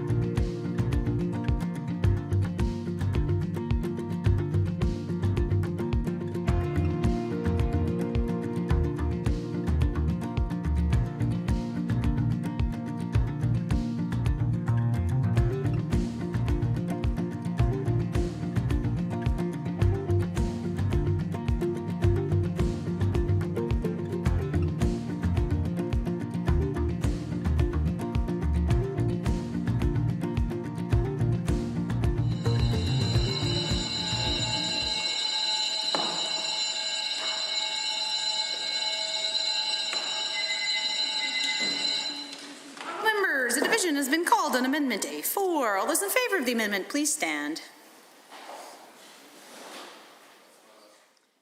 Ms. Sweet, Member Irwin, Mr. Sabir, Ms. Renault, Member Phillips, Mr. Diol, Member Loyola, Mr. Schmidt. All those opposed to Amendment A4, please stand. Mr. Reid, Mr. Steffen, Mr. Getson, Honorable Mr. Nally, Honorable Mr. Klubish, Mr. Orr, Mr. Amory, Mr. Turton, Ms. Glasgow, Mr. Scow, Mr. Yazin, Mr. Horner, Honorable Mr. Luan, Mr. Yao, Mr. Guthrie, Mr. Lowen, Ms. Rosen, Honorable Ms. Schultz, Honorable Mrs. Sani, Mr. Rutherford, Mr. Sigurdsson, Mr. Hanson, Mr. Rain, Mr. Barnes, Mr. Smith, Mr. Walker, Mr. Long.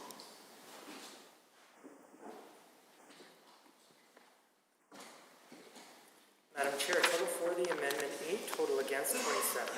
Honourable members, that amendment has been defeated. We're back on the main bill. Any members wishing to speak to Bill 17 in Committee of the Whole? The Honourable Member for Calgary-McCall. Thank you, Madam Chair. And I rise to speak to this bill. And I will preface by saying that in particular my colleague Edmonton, MLA from Edmonton Manning, she has worked in this field, and many other of my colleagues have also experience in relevant area, and we have reached out to our constituents in our ridings, to stakeholders in our riding, to individual and organizations who have an interest in this piece of legislation. And as MLAs, we also represent constituents that will be impacted by this piece of legislation. So it's for that reason that we are trying our best to make this piece of legislation better legislation, and to make sure that the things that court pointed out in their decision while striking this legislation down, that those things are accounted for. For instance, court clearly identified that the review and detention provisions generally are outside Section 7, Section 9, or 10 of the Charter, but they also specified that the Section 2, Section 4 sub 1, 4 sub 2, 8 sub 1, 8 sub 3, 38.1, and 48.1 infringe Section 7, 9, or 10 of the Charter. And they also highlighted that generally there is lack of community support for mental illnesses. And in that analysis, they pointed out a number of things that are necessary to be amended, that need to be amended in order to make this piece of legislation compliant with charter rights. And I will start with Section 15 grounds that were used to strike some of the provisions down. And Section 15 of the Charter guarantees that every individual is equal before and under the law and has the right to equal protection and equal benefit of the law without discrimination and in particular, without discrimination based on race, national or ethnic origin, color, religion, sex, age, or mental or physical disability. So it clearly says there that you cannot be differentially treated just based on a mental disability. And the court clearly identified that some of these provisions do discriminate individuals with mental health concerns based on their mental abilities. And on this side of the House, we tried to put in consent to make sure that individuals are able to make choices about their health and well-being, and they are not judged based on their mental abilities. They are not disadvantaged based on their different or varying mental disabilities. So that's the reason that we are trying to get these amendments in and get this bill right. Then also, the court analysis clearly shows that some of these provisions are offside Section 9 of the Charter. And Section 9 says that everyone has the right not to be arbitrarily detained or imprisoned. And in this particular case, JH, there was publication ban, so the individual name was not published. JH is a 49-year-old First Nation person, and he walks in to seek help, and he gets detained for a long period of time. And court analysis clearly shows that detention was arbitrary because the provision of this act didn't provide proper mechanisms, didn't provide or set out the process that will be compliant with this prohibition against arbitrary detention and imprisonment. So that was the reason that court recommended that the review and detention provisions need to be reworked. And again, it's an important right. And then the analysis also showed that some of these provisions were also offside Section 10 of the Charter. And Section 10 states that everyone has the right on arrest or detention to be informed promptly of the reasons, therefore, B, to retain and instruct counsel without delay and to be informed of their right, and to have the validity of the detention determined by way of habeas corpus and to be released if the detention is not lawful. And in this particular case,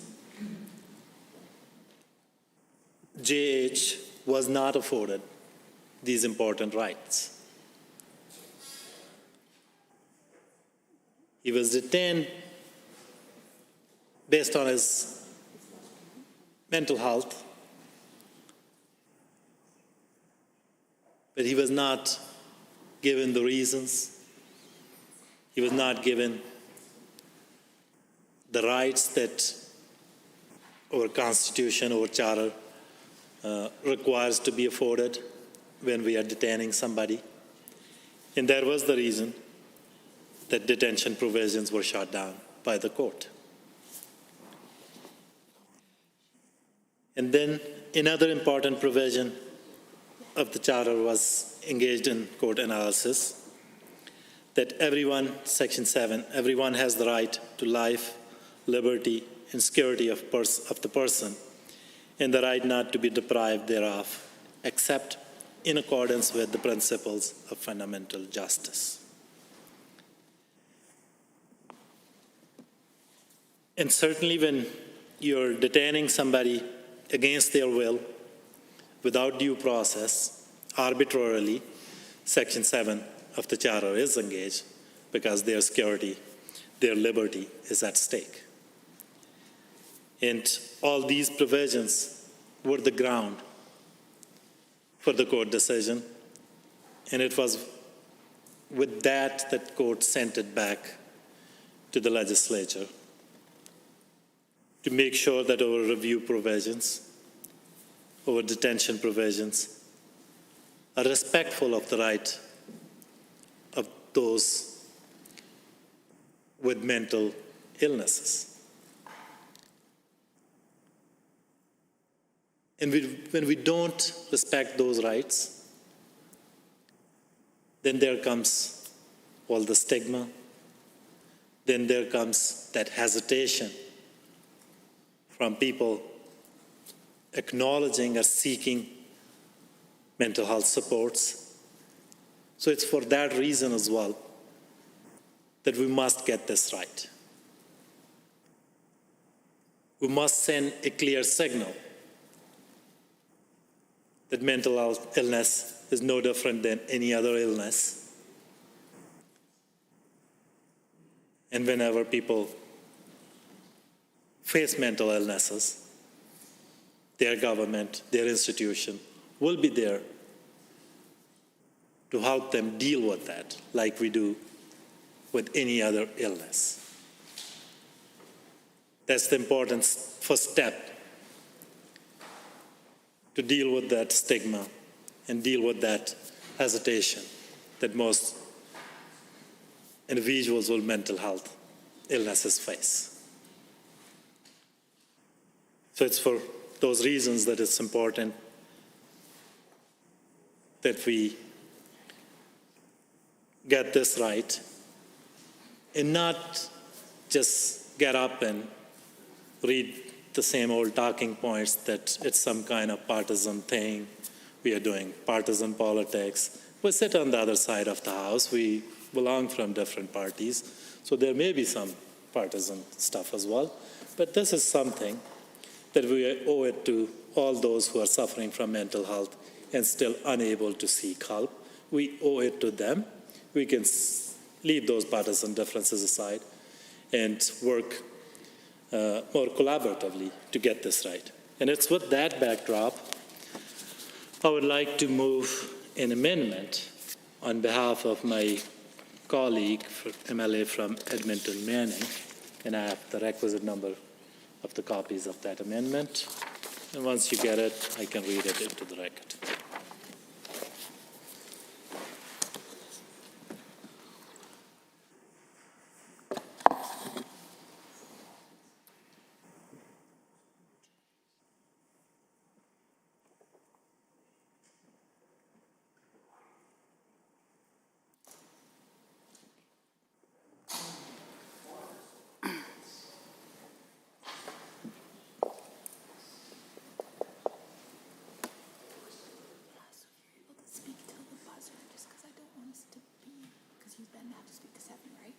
Yeah. I just don't want us to have to put up another speaker. Amendment A5. Honorable member, please proceed. Member from Edmonton Manning to move. I'm moving it on behalf of the member from Edmonton Manning. That Bill 17, Mental Health Amendment Act 2020, be amended by striking out Section 15 and substituting the following. 15, Section 9.6 is amended.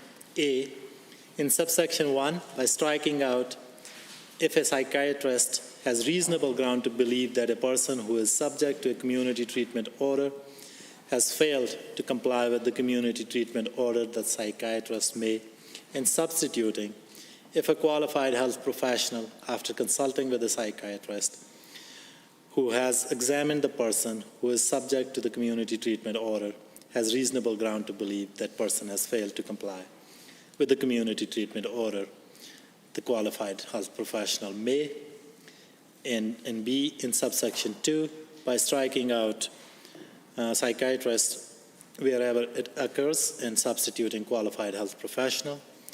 In subsection 4, by striking out physicians and substituting qualified health professionals. So, again, with all other amendments that we brought forward, I can assure the House that while working through these amendments, the only consideration was what has been judged by the court in this decision, that how best we can comply with that pronouncement, that judgment. Second consideration was that we have reached out to our stakeholders, to those who are interested in this piece of legislation. And certainly, we also have the benefit of some of our colleagues who have worked in the process and who actually know how all this process works. And they have advocated for these changes even outside this House as well, when they were practicing as social workers, when they were dealing with mental health issues out in the community. So what this provision will do, that if a qualified health professional is making an assessment, it will make sure that they are doing it in consultation with a psychiatrist who would be able to use his or her expertise and be able to provide second opinion or second thought on health professional's decision in the light of his expertise. And I think this one is important because this relates to the provisions that were subject of the charter challenge.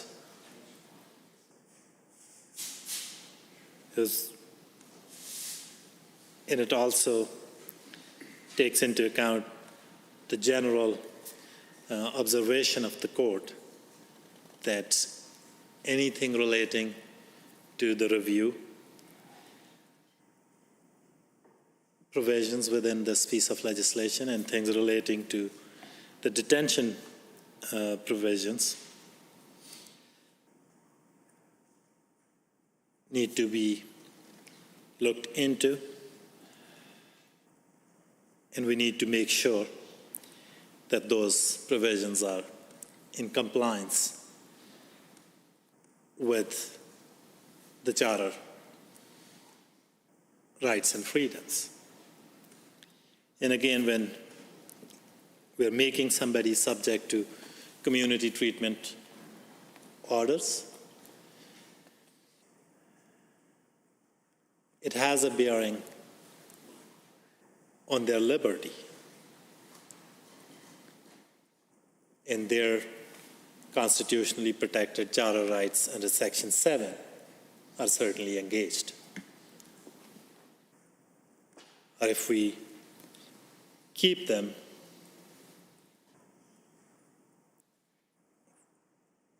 under a treatment order, their rights under Section 9 are engaged.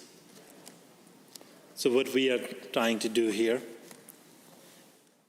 we are trying to make sure that the process we have while dealing with community treatment orders, that process takes into account these important charter provisions, these important rights, right not to be arbitrarily detained, these important rights to life, liberty, and security of the person. So these amendments will improve this legislation, will improve this process, and from a practical standpoint, it will make mental health supports more accessible when different professionals are working together, when qualified professionals are engaged, and when we are making consultation with psychiatrists as part of that decision, along with other health professionals who may be dealing firsthand and who may be on the front lines dealing with those individuals. So this amendment will certainly help us improve the process that court wanted us to improve. This amendment will certainly make it better for individuals seeking mental health to get the supports they need. Are there any other members wishing to speak to the amendment? The Honourable Associate Minister of Natural Gas and Electricity. Madam Chair, I move that we adjourn debate. Having heard the motion to adjourn debate, all those in favour, please say aye. Aye. Any opposed, please say no. So carried. The Honourable Associate Minister. I move that the committee rise and report Bill 21 and report progress on Bill 15 and Bill 17. Having heard the motion to rise and report on Bill 21 and rise and report progress on Bill 15 and 17, all... Did he say 21? I will, I move that the committee rise and report Bill 24 and report progress on Bill 15 and 17. 15 and 17. Having heard the motion to rise and report on Bill 24 and rise and report progress on Bill 15 and Bill 17, all those in favor, please say aye. Aye. Any opposed, please say no. So carried. Mark Smith. He looks ready to go.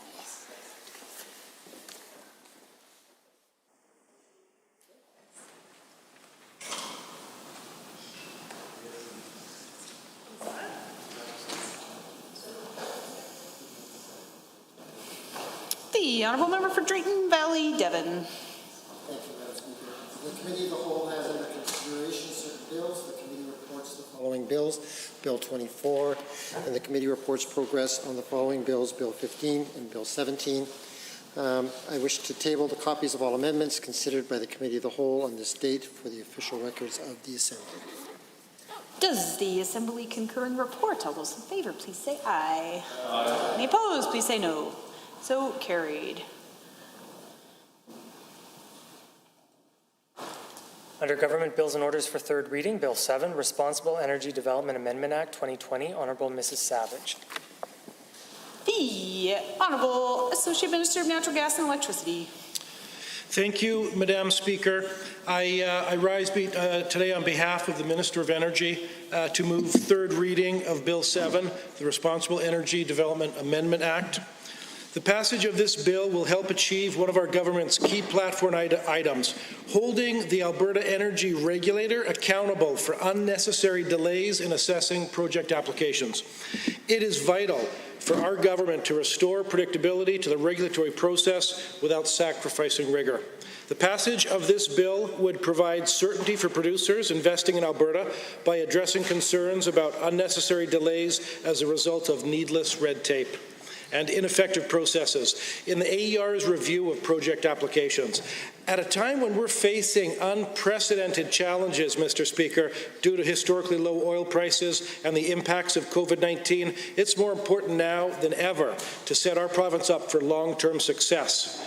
And once we turn the corner towards economic recovery, the AER must continue to fulfill obligations to protect public safety and the environment. To be clear, the regulator's obligations to fully consider social and economic effects and the effects of an activity on the environment and landowners is unchanged. Mr. Speaker, this legislation would help put Alberta back on the right track by strengthening our province's reputation as a responsible energy producer that provides consistent, predictable regulation for development. At this point, I'd like to thank all my colleagues in the House for supporting this bill. With that, Mr. Speaker, I conclude my remarks. Thank you. Honourable members, the Honourable Associate Minister of Red Tape Reduction has moved third reading on behalf of the Honourable Minister of Energy of Bill 7. Is there anyone else wishing to add comments to the debate? I see the Honourable. The member for Calgary-McCall has risen. Thank you, Mr. Speaker, and I rise to speak to the third reading of Bill 7, Responsible Energy Development.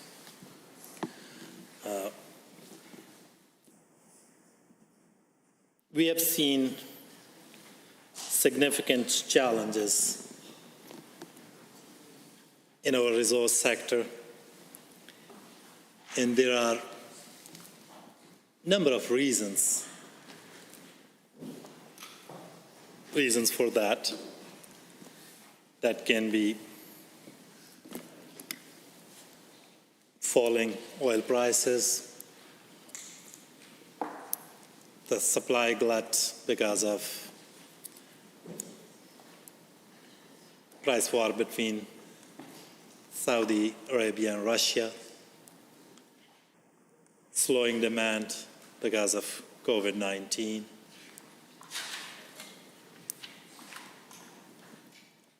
and also the lack of capacity, takeaway capacity in our system that has remained an issue for a while now.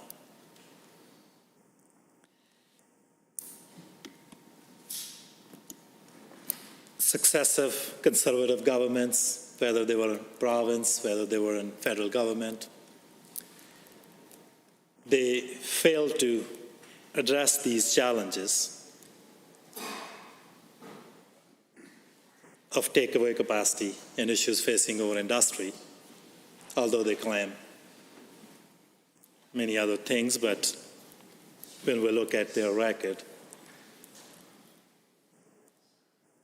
they didn't do anything to plan for the future, to address the challenges that industry is facing. In 2015, when we became government, we singularly focused on this issue of takeaway capacity. We work with federal government, we worked with Albertans, we worked with Indigenous communities, we addressed issues, environmental concerns, we worked with all Albertans instead of just be in the pocket of some few stakeholders. And it was because of that work that we are seeing progress on the issue on Trans Mountain Pipeline. And when we started that work, there were 4 in 10 Canadians who were in favor of that project. And then Premier, now leader of the official opposition, she went coast to coast to coast to make a case for that Trans Mountain Pipeline. And because of that advocacy, there were now 7 in 10 Canadians who support that project. And that work that we did, that was done by Department of Energy. We didn't need to set up any energy war room. We didn't need to go at war with other people. We just need to make a better case. We just need to advocate better. And certainly the results are very clear. And if we are seeing a project, a resource development project moving forward in 60 years history of Alberta, that's Trans Mountain Pipeline. And that was after the failures of successive Conservative governments here in Alberta and in the federal government. So the reason I brought that project, that while working on that project, we learned many things. There is no doubt that we need these projects to move in a reasonable time frame. That's really critical. We want to have these projects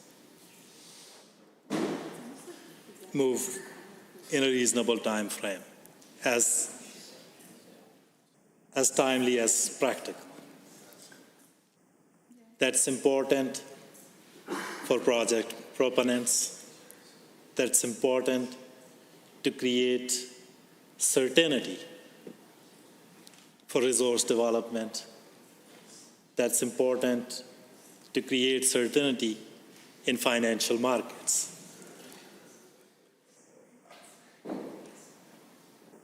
And at the same time, it's also important that all these considerations be balanced with the other interests, other concerns at hand.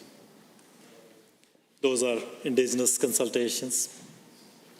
Those are Albertans as owners, their concerns. Those are environmental concerns. All those things also need to be balanced. And when I talk about certainty, project certainty, there was Project Energy East that federal Conservative government then rushed through and approved it.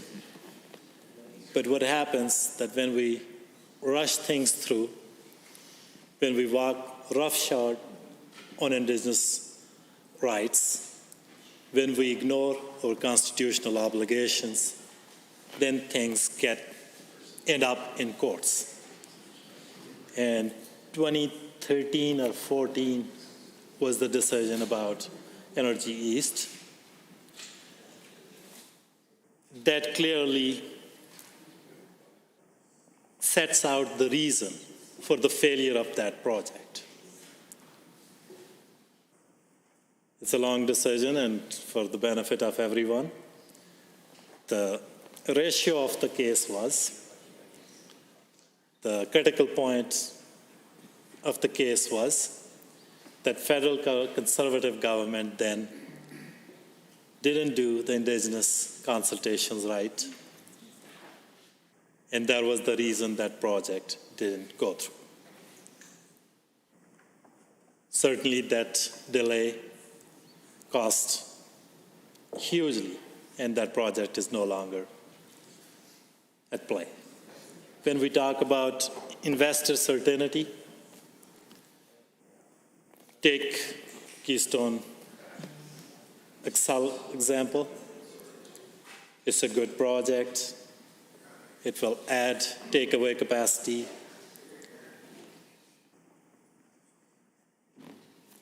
Alberta energy sector wants it. Companies want to develop it. But because of those delays, that uncertainty that is facing this project. Honourable Member, I hesitate to interrupt. Pursuant to Standing Order 3.1, the House stands adjourned until this evening at 7:30 p.m.